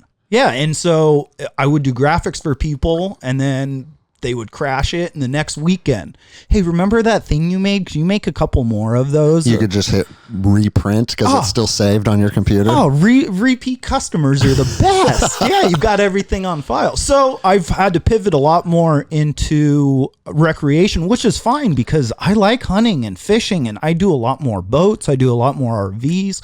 I have people that are fishing guides. I have people that are outdoors guides and stuff like that. So not only is it making me money, but it's putting me in a community or a lifestyle that I find healthy or I get joy out of. When did you go from being in the industry under someone else to starting your own business? And what did that path look like? That path, I worked for someone for 10 years doing what I do now. And once again, it was the same thing of what this person is doing, I could do better. Mm-hmm. My biggest thing was punctuality. Like if I tell a customer I'm going to be somewhere, that's it. I'm going to be there, you know? Yeah. And I don't want to try and tell people I'll be there. I promise I'll be there. Everything just putting promises out to everyone so everyone's happy, and then when you don't fulfill, people are more upset than if you said, I can't be there today, I'll be there tomorrow. Yeah. And so that trust thing, just breaking trust of people I don't even really know with customers, and you're starting off on a bad foot. So I just thought I could do this better than someone else. And so when I moved up here to Lake Stevens, I quit working for the other person, pooled whatever money I had together, bought all my basic resources. And it was kind of, I didn't have, putting all your eggs in one basket. I didn't even have a basket. I was holding on to all my eggs because it's like, this is all, I'm going to make it work. And that was kind of the drive for me. And I carpet bombed insurance companies with my brochures and dealerships, and just, like you said, when people are like, what am I going to do? I don't have anything to fall back on. Maybe I'll become a real estate agent. Okay, well, you can be a lackluster real estate agent and, maybe you'll try and sell a house, or your whole day can be obsessed with, I need to find someone to buy this house. Mm-hmm. And that was kind of my mentality, was I just hit it hard as I can. And like I said, that idea of the work being a baby, being a toddler, it's its own entity. And the more I can put in the beginning to give it a foundation to raise and grow, then the less I have to do down the road. So that was my mentality. I'm just going to try and raise this little sticker baby into something that can walk and talk on its own. And next thing you know, 6-7 years goes by.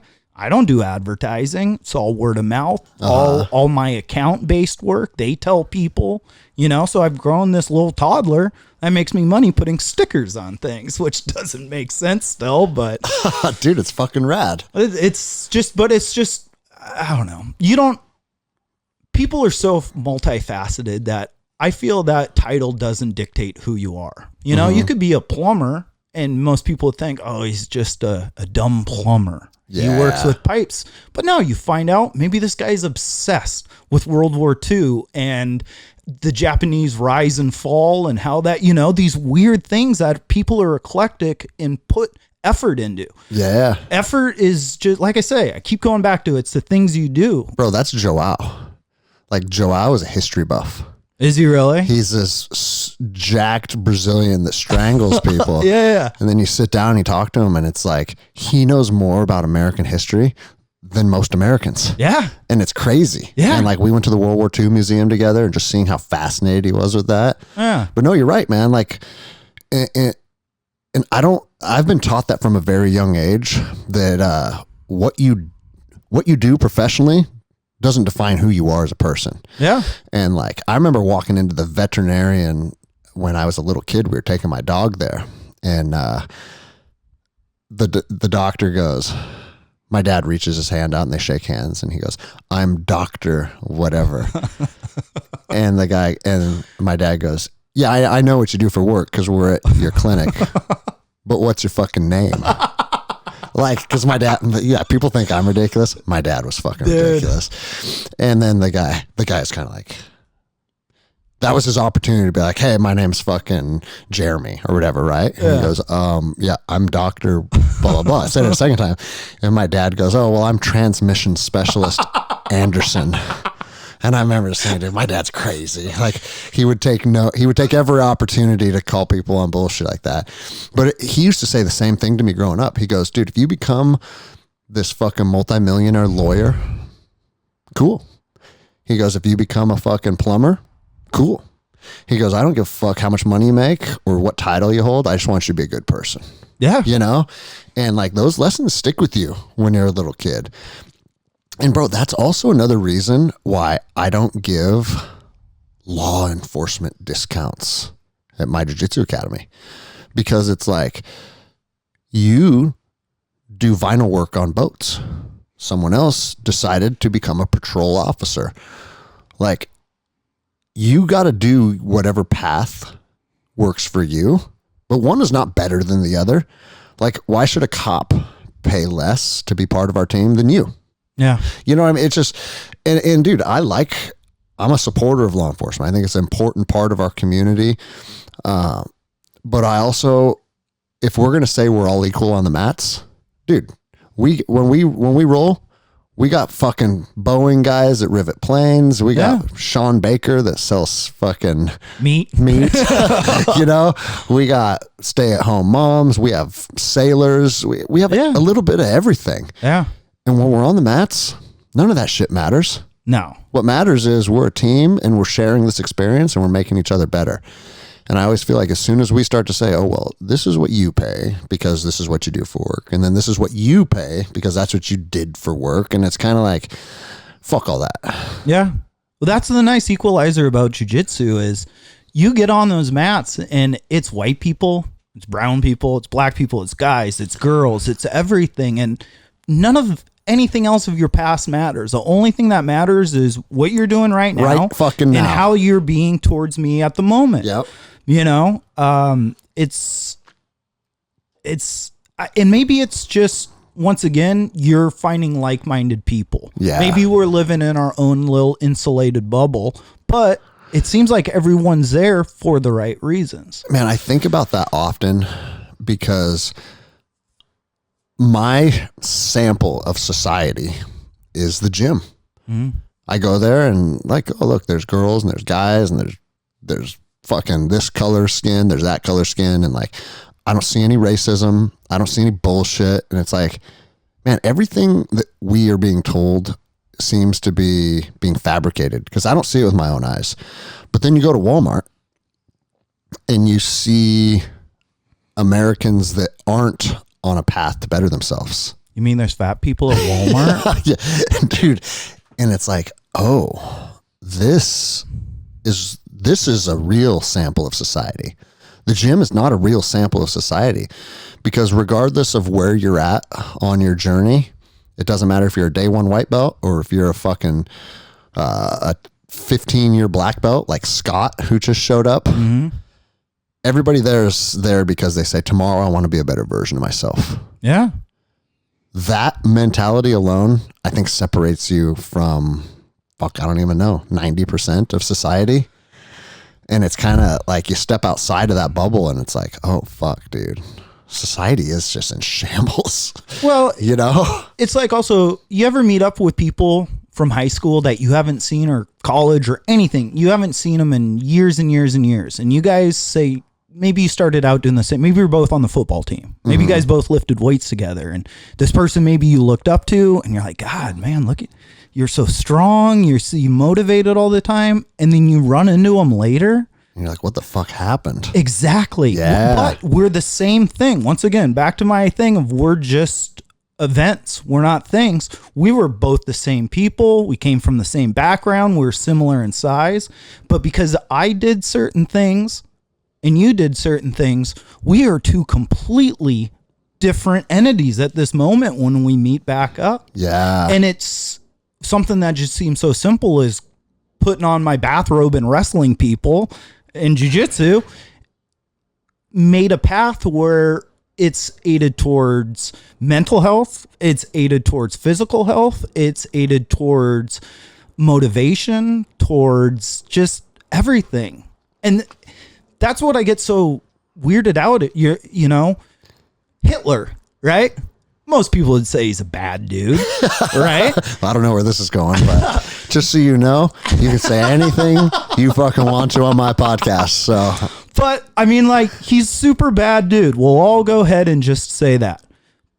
But he could have probably been a great dude, you know? Well, bro, they say that if Hitler died in like 39, yeah, he would have went down as one of the greatest leaders in history. Building Germany back up. Yeah, but their economy was booming. Yeah. He like really unified the country, and all that power just kept going to his head. Yeah. And he just kept going further and further and further, and then everybody knows what happened. Yeah. But yeah, you're right, dude.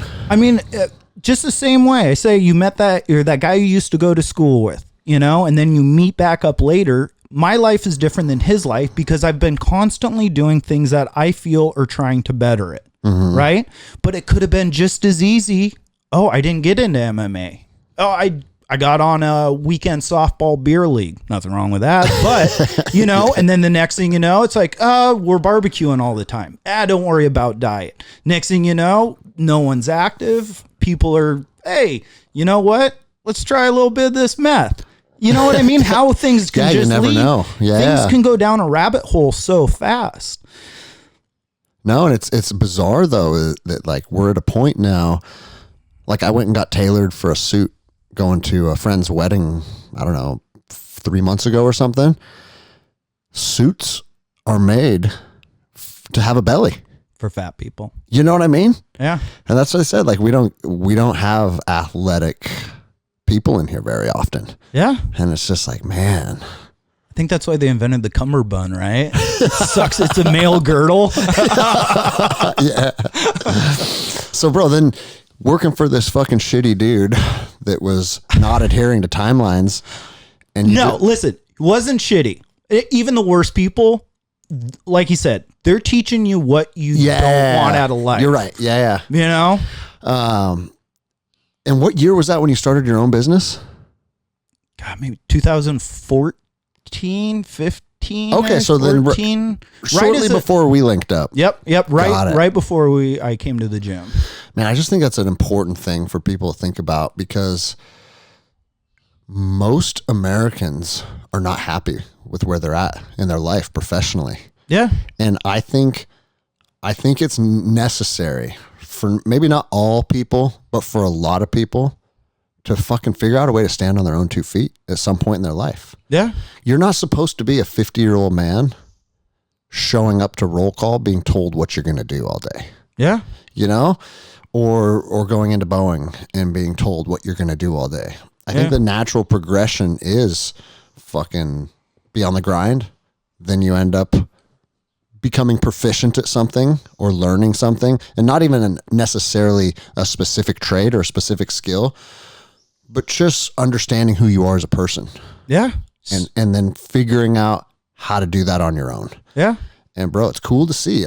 Because you always joke, you're like, I put stickers on things. That's what I say every time. I put stickers on things, but it's like, yeah, you put stickers on things and you have a fucking house that's, you know, you were saying the other day, you're like, bro, how do I have this house? It's ridiculous. I put stickers on things. It's ridiculous. You know? And, but also now you're your own boss. You want to take a week off to go elk hunting? Yeah. Like, I can do it. There's some people that have to ask permission. Yeah. Like, hey, walk into some office and be like, hey, sir, you know, elk season opens fucking October 14th. What does staffing look like that week? Can I use my sick days? Yeah, you know, and it's like, oh man, I will die before I would go back to that. But don't let me sell it like it's snake oil, that as soon as you work for yourself, the fucking skies turn blue. Oh, it's the opposite. It's 100. You constantly every day have a new problem. That accounting problem, well, I guess I'm the accountant today. Yeah. Supply and demand, I guess I'm the material purchaser for everything.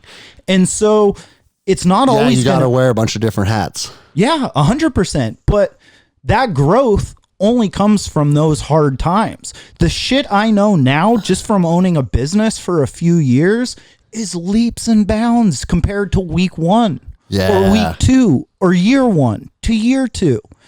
I always think like, I think back 5 years ago, I was so dumb back then. And then 5 years before then, I was thinking, I was so dumb back then. Bro, I can't wait to be 46. Yeah. Because that's 5 years from right now. Yeah. And then I'll know that 41-year-old Greg was so fucking dumb back then. But it's true. You of course it should be. That's how you should constantly be viewing life is I'm better today than I was yesterday. And what am I doing to continually enact that? You know, one of my favorite Anderson Silva quotes, it goes in par with this, right? Because remember how when he was the champion, very soft spoken. Oh yeah. Oh hey, hi, hello. Yeah. Like high pitched voice. He would wear like pink sweaters and shit. Yeah, yeah. And I've told this story on the podcast before, but a reporter asked him, they're like, a lot of people are wondering if you're homosexual. And Anderson goes, not today. He goes, I don't know who I'm going to be in a couple of years though. Yeah. It's not off the table. Yeah. And I was like, fuck yes. That's the best answer in the world. Because you're literally, at the time, the reigning middleweight champion. Remember when he was on his reign? God, Anderson was the best. Untouchable. Incredible. And he would beat up the best fighters in the world and make it look easy. Yeah. And for him to be like, I'm not gay right now, but I might be one day. That's just his way of saying like, fuck you. First of all, fuck you. Yeah. But dude, I don't know what tomorrow holds. Yeah. So shut up, you know? And I was like, man, that's exactly the mentality. It's like, not that I'm going to be gay in 5 years. We'll be listening. But like, just understanding like who I am right now is who I am right now. Yeah. And who I'm going to be tomorrow, we'll fucking have to wait and see, won't we? Yeah.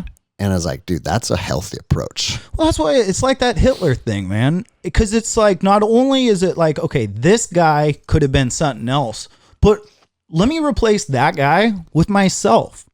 What if the decisions I made weren't positive? What if I started making bad decisions? Could you see yourself in a place where you're rallying up your neighbors to kill them? So maybe if you go down enough bad paths, it happens. Have you heard of the book, The Gulag Archipelago? About by Alexander Solzhenitsyn? Yes. About the Russian gulags. Yeah. Right? I just read that not too long ago. And like Russian secret police came to his house, and he was a high-ranking like military tank commander, I believe. And they threw him in jail because they said his potential power within the military, they were worried about a coup, right? Mm-hmm. So if the Russian police, these secret police, saw people that they believed held enough power to potentially overthrow them, they'd get ahead of it, and they'd get them first. So they threw some of these high-ranking people into the gulags, and it's Solzhenitsyn's story of being in there. Fuck. And one thing that he said, he goes like, I got to be on the receiving end of it and live in a 2x2 cell and all the horror that went along with the Russian gulags. He goes, but what if the secret police had come to me when I was a high-ranking military commander and were like, hey, we need you to do this, and you need to start enforcing that, and we're going to use your soldiers to round up people here or set up blockades there. He's like, what if I was on the other side of it? Yeah, 100%. What if I started to be used as a person to put people in these encampments? And it's like, I think that's possible. It's like, whoa. Yeah. You know what I mean? You used to say everyone was it 9 meals away from societal collapse or something like that? Yeah. But think of that term right there. This is all good today. and we're friends and everything's nice. Dude, I say it. My neighbor, who's probably within 20 feet of us right here, George, my neighbor. It's like, hey, we've been neighbors for fucking 7 years and we've always been fucking cool. Yeah. And, you know, he has a fucking cool story. He's an immigrant from Tanzania and shit. We've always got along, right? Yeah. But if my kids haven't eaten in 3 days and I know there's a bunch of bags of rice in your garage. Yeah. You're contemplating killing your buddy George. What does this now look like? Yeah. Because people go savage. Yeah. And guess what? You are not immune to going savage either if you're put in this in a scenario that takes you there. And you're a good guy. You came from Snohomish High School. We're all friends, but those situation events, like I keep saying, we're the events, man. We're not us. We're events that happen. Yeah. No, and that's what makes it scary is events can change. People change because of events. And that's why things just seem off at the moment. Dude, and I think some big events are coming. God, you know? I hope and hope not all at the same time. So one thing that I tell my kids is that the events that are going to take place or not take place that are going to dictate where society goes, you have to look at it like this.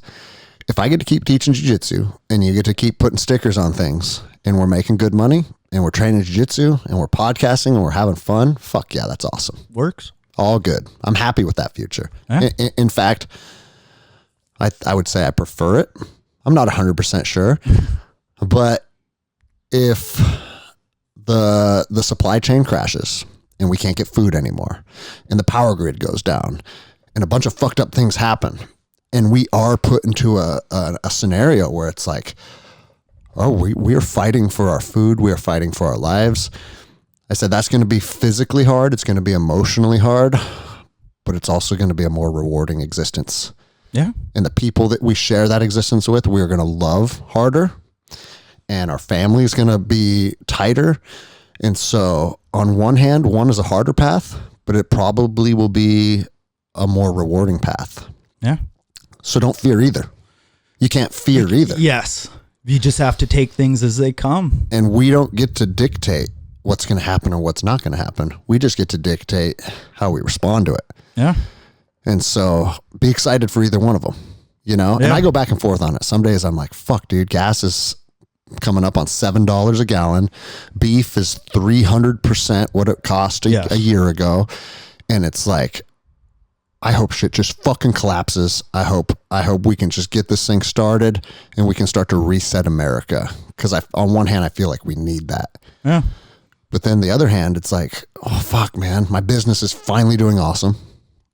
I'm my own boss. Like, life is fucking good. Hopefully we can just use the ballot to turn this around. Get the right people into politics and get a trajectory of this country where everybody's prospering again. But we have a very, very, very little say in that. So, especially here in the Seattle area, you know what I mean? And so I have to just tell myself, dude, I'll do my part. I'll speak my mind. I'll share my thoughts. I'll vote. But at the end of the day, we're going to have to react to what comes our way, dude. Do you know what the Fermi's paradox is? Nope. Okay, here we go. But I think you're going to tell me.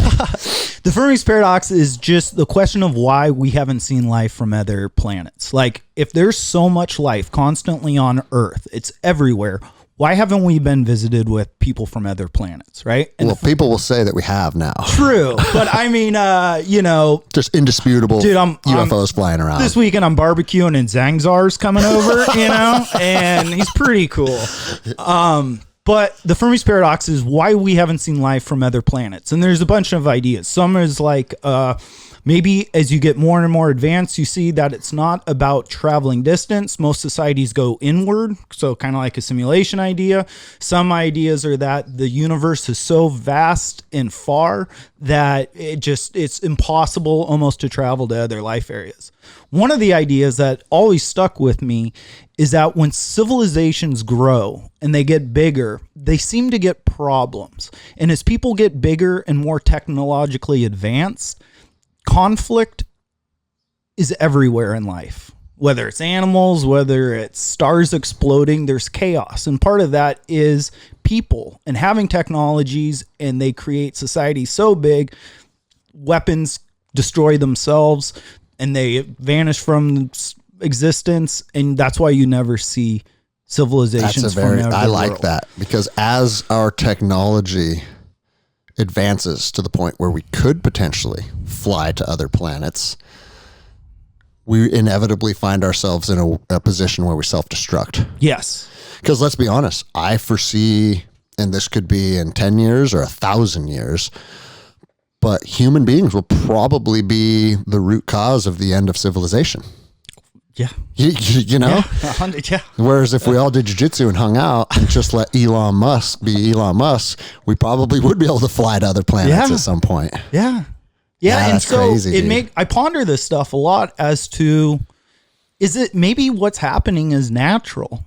You know, as fucked up as everything seems in the world, maybe this is a part of how it just has to happen.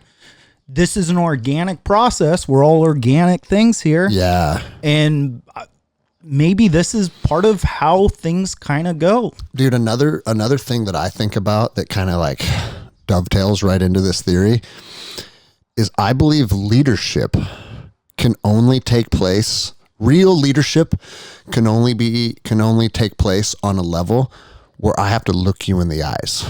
Yeah. Right? So you look at like Native American cultures, or really any primitive culture where it's like, hey, this is the chief. And if you have a problem with what chief said, you can walk into his teepee and he can fucking either teach you or talk to you or banish you or whatever, right? But human beings are interacting on a personal level for all conflict. Yeah. You have Joe Biden, who is the leader of 330 million people. Less than 0.1% will ever look him in his eyes. Yeah. That is out of touch with humanity. Like, I feel like having nations and all of these people that are presidents or prime ministers, and it's like you're speaking for all of these people, most of who don't share your views. I just think it's a recipe where it's not sustainable. No. And it doesn't seem realistic anymore. How can you have a person that's in charge of America? What are you fucking talking about? Yeah. You know what I mean? Yeah. And so I think the further that we get away from our tribal roots and like, dude, community used to be fucking everything. Just like, again, my neighbor George, I happen to know him just a little bit because when we're mowing our lawns or we're getting our garbage, I'll say, hey, what's up, man? And we'll talk for a couple minutes. But there's plenty of people in neighborhoods like this that don't know the people that are sleeping 10 feet away from them. Oh, they're neighbors. They literally occupy nearly the same space and they don't even know each other. Or take it a step further, apartment buildings. You're resting your head on a pillow 24 inches from another human being's head on their pillow and you don't even know them. Yeah. This is out of touch with the human experience. And I think that the further we get into these fucking concrete jungles and fucking just massive rises in population, I think that's part of what's contributing to the chaos. Cities are weird to me. I have a love-hate relationship with cities because so much good has come out of cities. Every Nobel Prize winner, how many of them are from the country?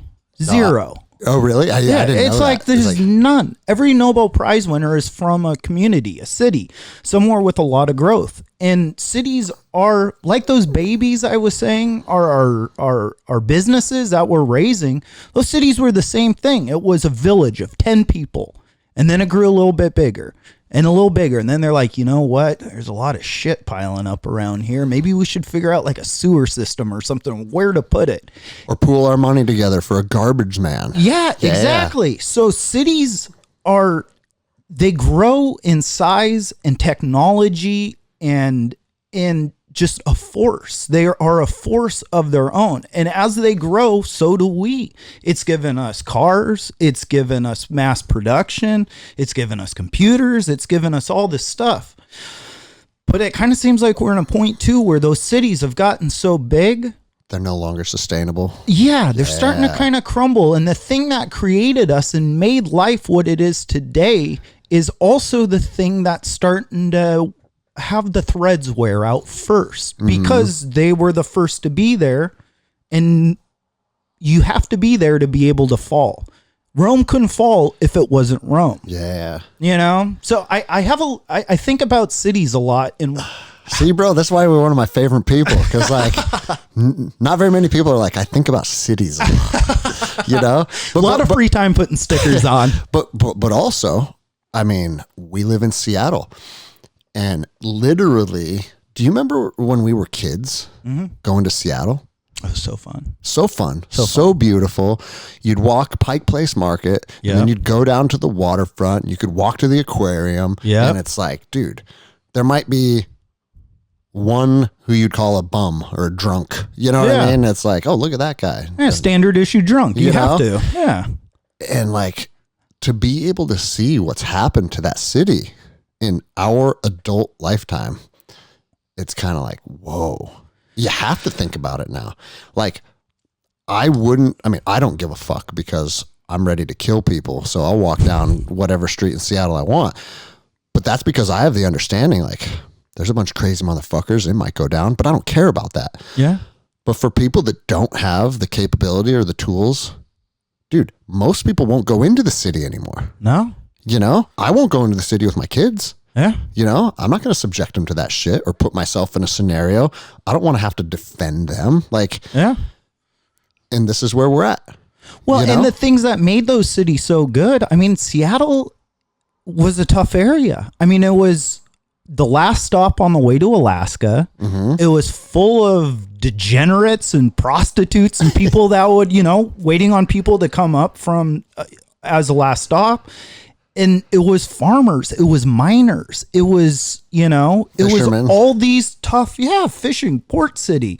All these tough people created a utopia that now seems to be eroding. But the people that created it weren't these super highly educated, you know, they weren't these people that you think of when you think of a city.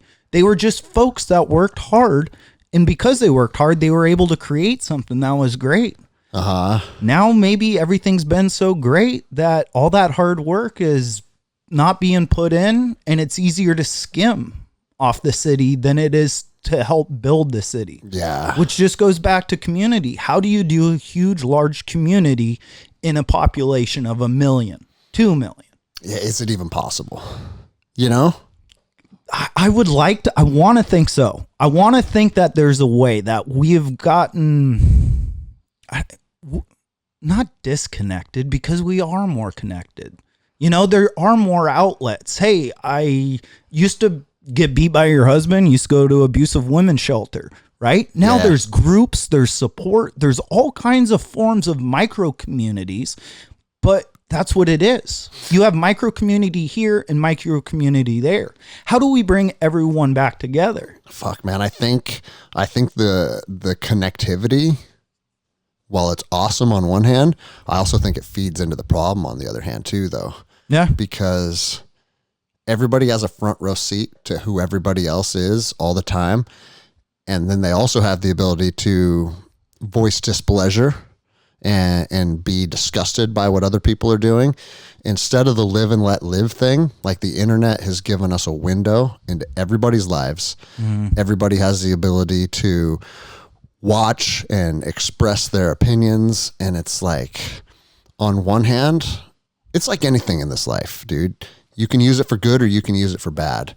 But I feel like a lot of people are using this massive amount of connectivity to cause, instead of healthy discourse, it's causing a lot of fucking disdain and a lot of separation and a lot of anger.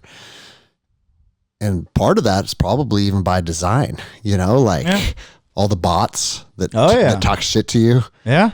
And it's like, you know, it's a bizarre place that we're in, but it's because we're so connected that it's like, it's almost causing us to implode from inside, dude. Yeah. I feel it's given what's the term? Gaslighting, you know, where you light someone up for something they did and stuff. And it's easier just to do that and then move on than to really enforce shame.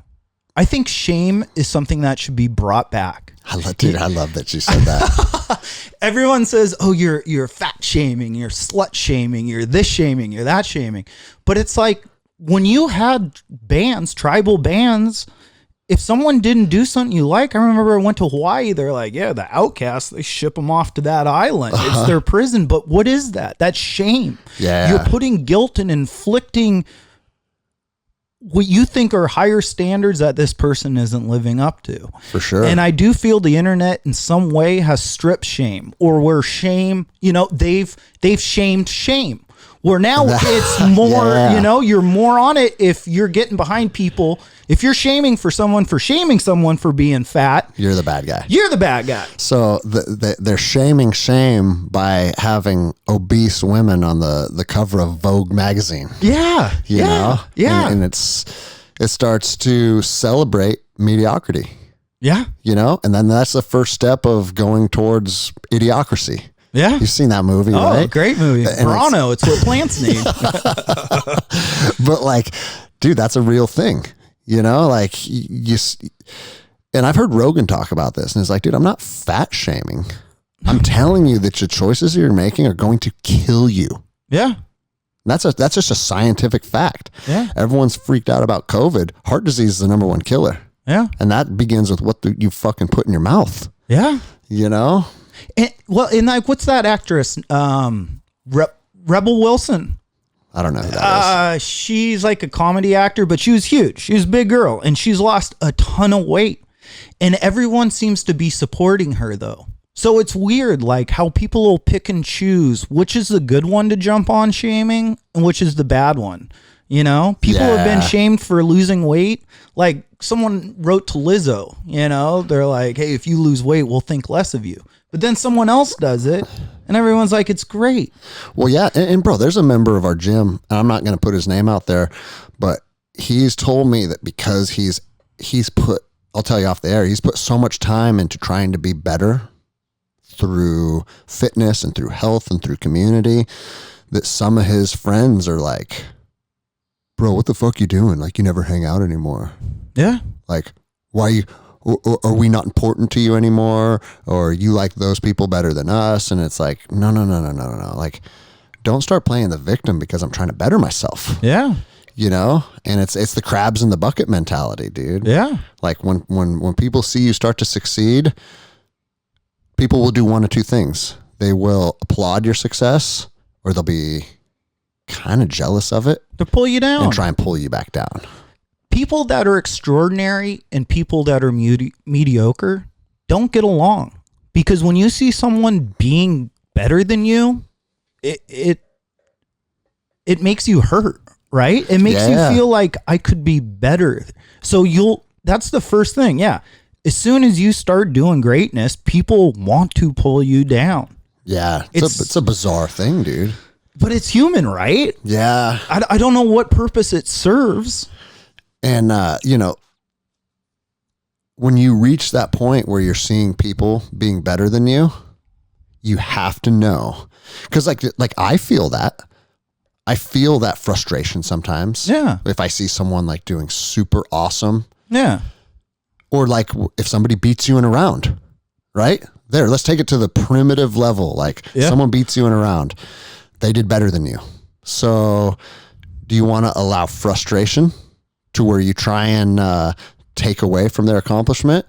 Or do you want to celebrate their success and know that you're fortunate to be able to be put in a position where someone's going to force you to be better? Yes. Right? 100%. And dude, a perfect example is Jordan kicking my ass last week. He didn't just pop my rib out of socket. He kicked my ass. And I haven't had my ass kicked like that in as long as I can remember. And bro, I went through all those emotions. Yeah. Yeah. And, it's funny because somebody, I don't remember who it was, but somebody said to me, they're like, what, didn't he start TRT? And what they were doing is giving me an out. Yeah. Giving me an emotional out. Like, oh, you know what? He is. Yeah. He's juiced. And you know what I said? I'm on TRT. All right. So if you want to, if he gets some kind of pass for kicking my ass, that's not the pass. Yes. You know what his pass is? Is that he's put more work in. Yeah. He started grappling at 4. I started grappling at 21. Yeah. You know what I mean? Yeah, 100%. And that's just how it fucking goes. And so, but I found that interesting. I don't remember who it was, and it's not important anyways, but it's like, I don't care if he's juiced to the fucking gills. I don't care if I'm juiced. I don't care if he's on a good diet. I'm on a bad diet. I don't give a fuck about any of the things that led him to being able to beat me that day. The fact is that he can beat me. Yeah. And now I got some work to do, and I got to figure out how to not allow that to happen again. That's a muscle you have to continually work. Just like a bicep or anything, or when we're in the sauna, right? You're like, oh, I want to get out. It's telling me to get out. And that's the same thing as where, oh, I'm going to make an excuse. He beat me because he's on TRT. You're constantly looking for excuses. Your brain is the best excuse maker out there. 100%, dude. It's the George Costanza of your body, okay? It's just going to find little outs and weird things. And that's why, like, you're telling me about duck hunting with your dad, you know? And it was just pouring down rain. And I think of that so many times hunting and stuff. It's like, dude, you got up at fucking before the devil wakes up. You know, it's cold as shit. You haven't eaten anything. You're staring at the same thing over and over, waiting for something to happen. And everything goes through your head. You know, there could be an animal around that corner. I should go back towards camp and check, or I'll just get a quick meal. You know, anything. Your mind, when it's idle hands are the devil's playground, right? Yeah. And that's true with your mind. That's true with anything you do. And it's weird how fast you'll snap to that. Well, and dude, that goes back to one of the reasons, like what I said when we opened the podcast. I'm like, Kozak's one of my favorite people. You don't allow like misery to affect you at all. I would bet that if we were in a duck blind and it was 17 degrees out and we were up to our dicks in water with our chest waders shivering, you'd be calling ducks and having the time of your life. You mean December? That's what I'm saying. And that's how that conversation came up. I was like, bro, like I have PTSD from duck hunting because my dad used to make me sit in those blinds all fucking day. I couldn't wait to piss because I'd get to warm my fingers up for a couple minutes, pissing on my hands.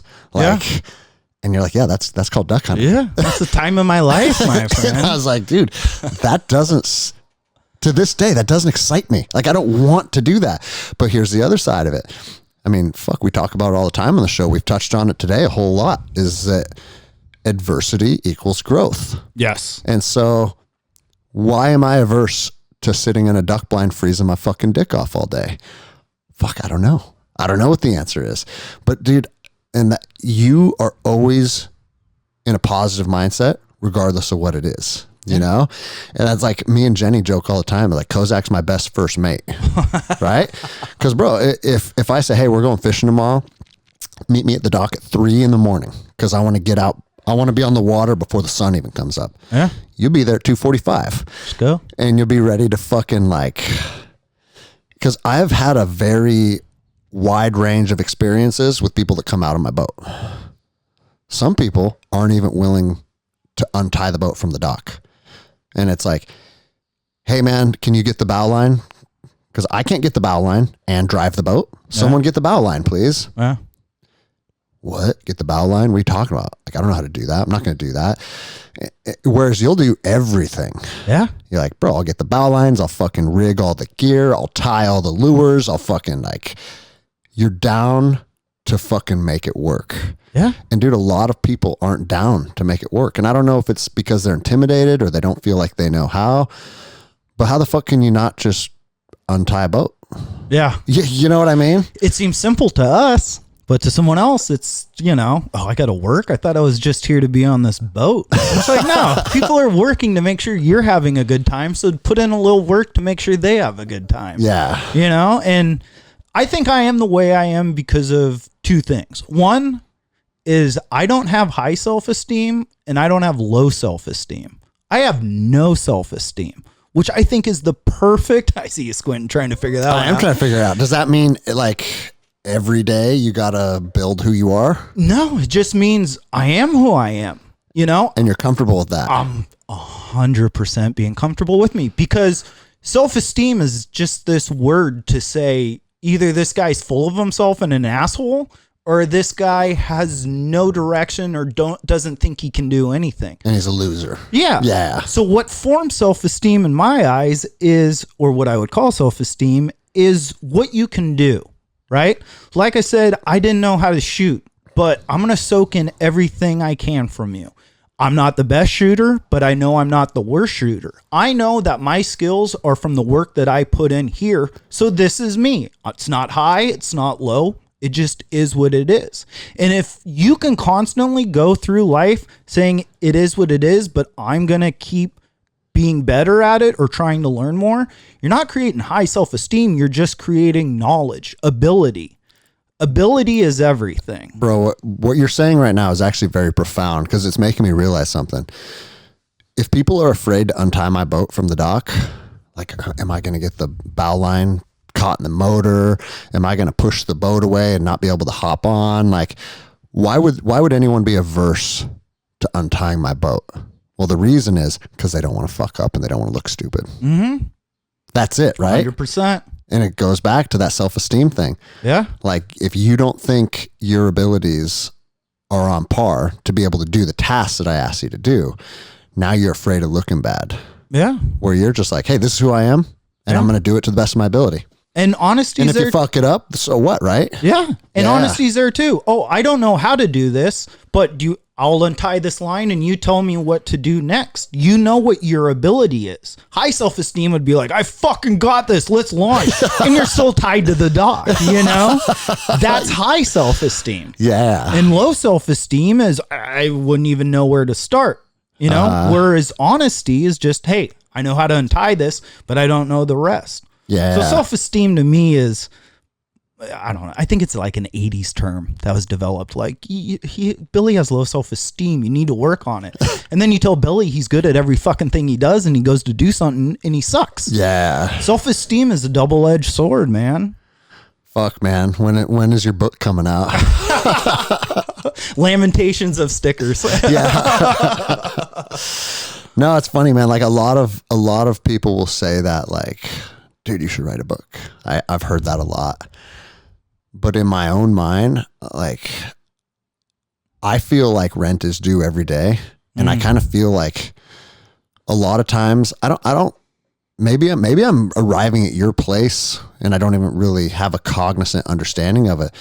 But it's like, I know I have good jiu-jitsu, but I don't feel like my jiu-jitsu is that good. And I know I have good fitness, but I don't feel like it's that good. Mm-hmm. And I've always felt like, I don't feel like I'm in a position, or my shooting. That's another thing. For the longest time, I didn't feel comfortable teaching other people how to shoot because I know men that are so much better than me. Mm-hmm.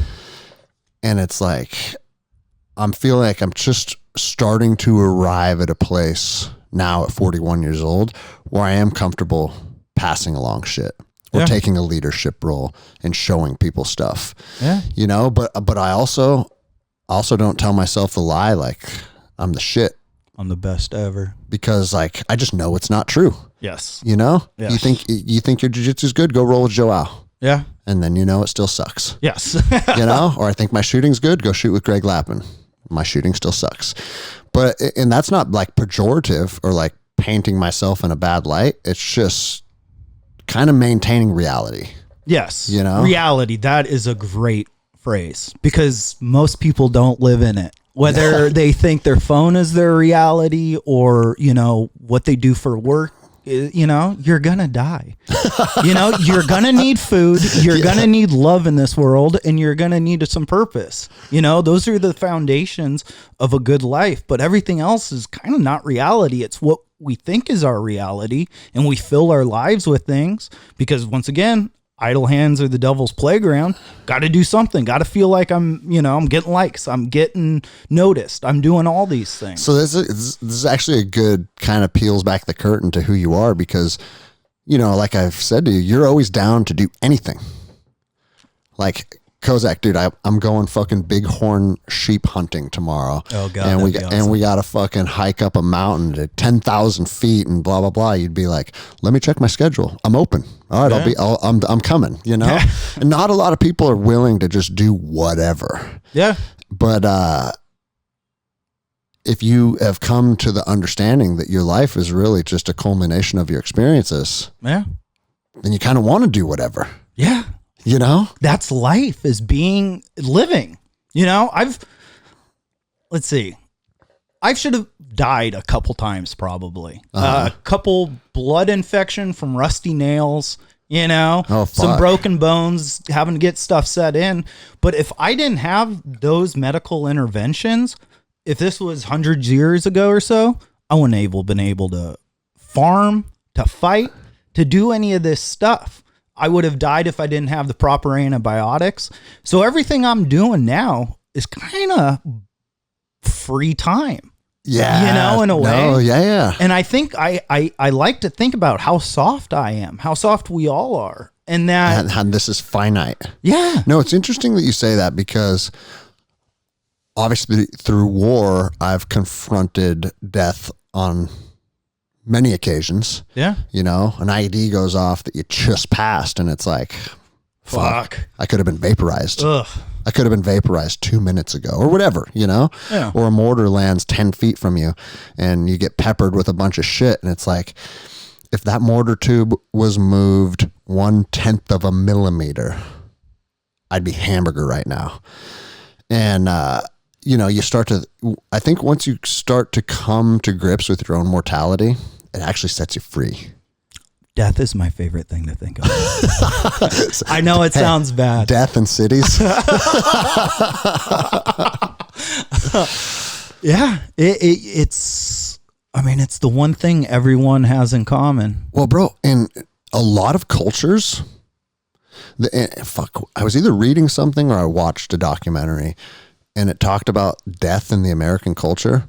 Like, death in other cultures is kind of, it's normal, it's celebrated, it's, you know, and then you go through the grieving process, and you send people, whatever they do. Different cultures do different things of what they do with the body or whatever.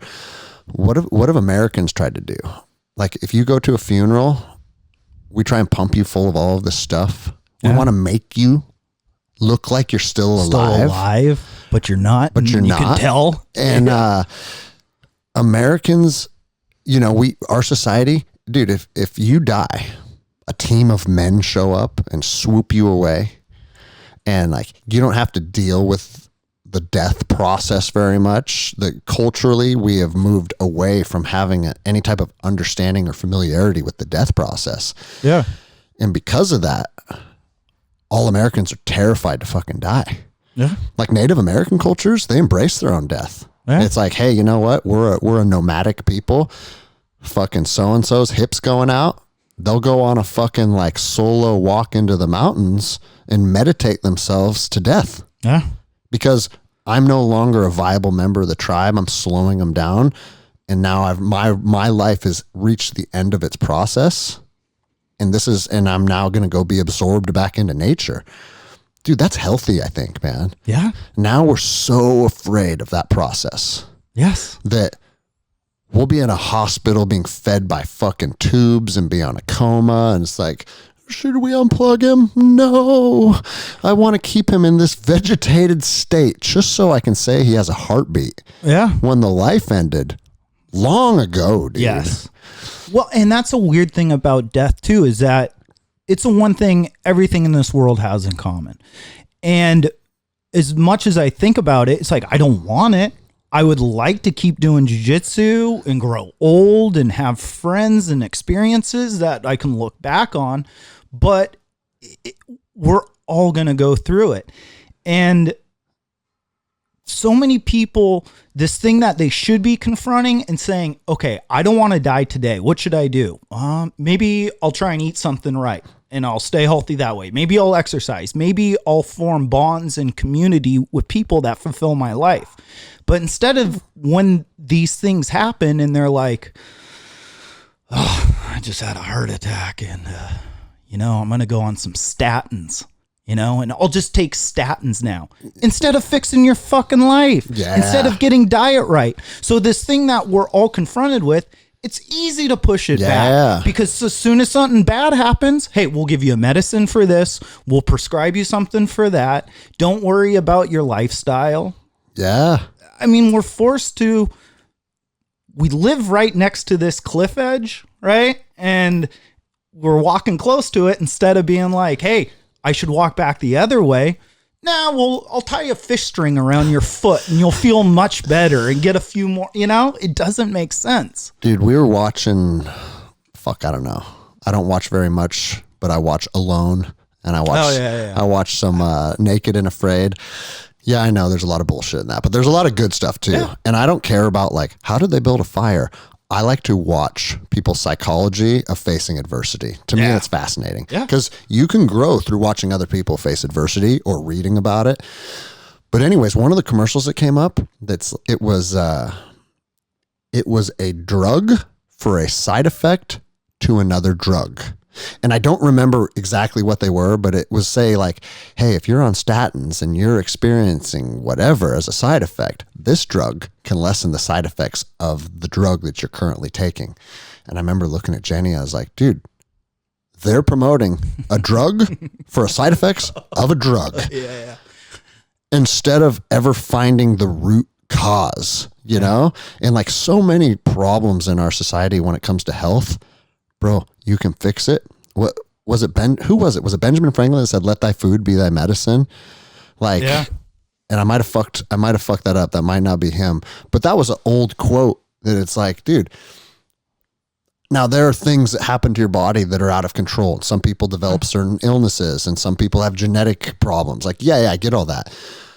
But the overwhelming majority of problems that people are facing could be fixed with the food they put in their mouth. Yeah. Nobody talks about that. No. Especially after the COVID fucking pandemic.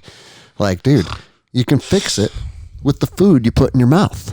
Yeah. And nope, nobody wants to talk about it. It's fucking nuts, dude. We live with blinders on. Yeah. So people have amnesia. Culture has amnesia. As soon as remember 9/11 happened and the whole United States came together and just hugged everyone. Yeah. Everyone was cool. But then it fell apart in a couple of years. People aren't as nice as they were. They weren't as felt unified. Isn't it weird that it takes tragedy to bring people together? But dude, it goes. Adversity makes you grow. Adversity is the word, right? Yeah. Because tragedy is just something that happened. You can view it in your eyes as a good thing or a bad thing. It just happened. That event happened. Now, that could also have been, say, the whole world ran a friggin' marathon together. That's adversity as well. Both will have growing factors. It can be either adversity through a good experience or it can be adversity through a bad experience. Yeah. It's just, I don't think we have mega experiences. Adversity causing you to grow can be on the individual level. It can be on your jiu-jitsu team. It can be on your community. But dude, that was a national adversity that caused everybody to come together. Mm-hmm. Now, you can say anytime you bring up 9/11, people are it's a fucking inside job. What do you fuck? I was like, dude, it doesn't matter the root cause of it. Yeah. It's that the nation went through something very difficult. And because of that, no one cared what color your skin was. No one cared where you put your dick. No. And, man, I've heard people say how do we get back to 9/12? Yeah. Yeah. Because dude, that was a nation that was unbreakable. Yeah. And it's well, do we have to go through something like that again to get there? Probably. Yeah. And then the further you get from adversity, the more you get towards everybody hates each other and everybody hates you because you're trans. Everybody hates you because you're black. And that's also propaganda and there's a million things going on. But here's something to think about because if 9/11 brought America together, what would bring the world together?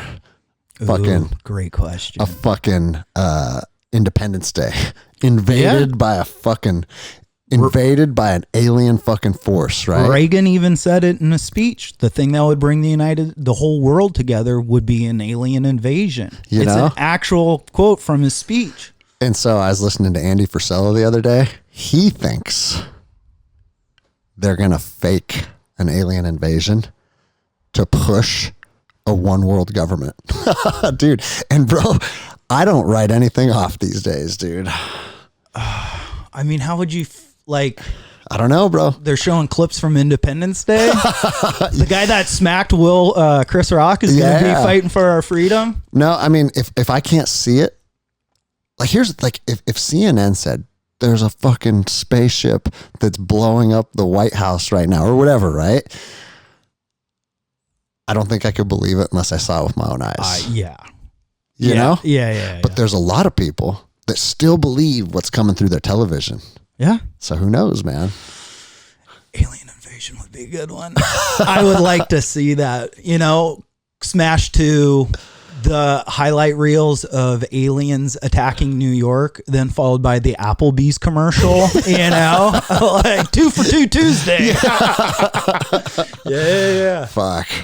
All right. Well, fuck. We're already at 2.5 hours. It's going to be time to wrap this up. Shit. I wanted to get more into hunting too, because that's a journey that I think everybody needs to hear. And you got into that, and I'm in the process of getting into it, but that just means we're going to have to do round fucking 2.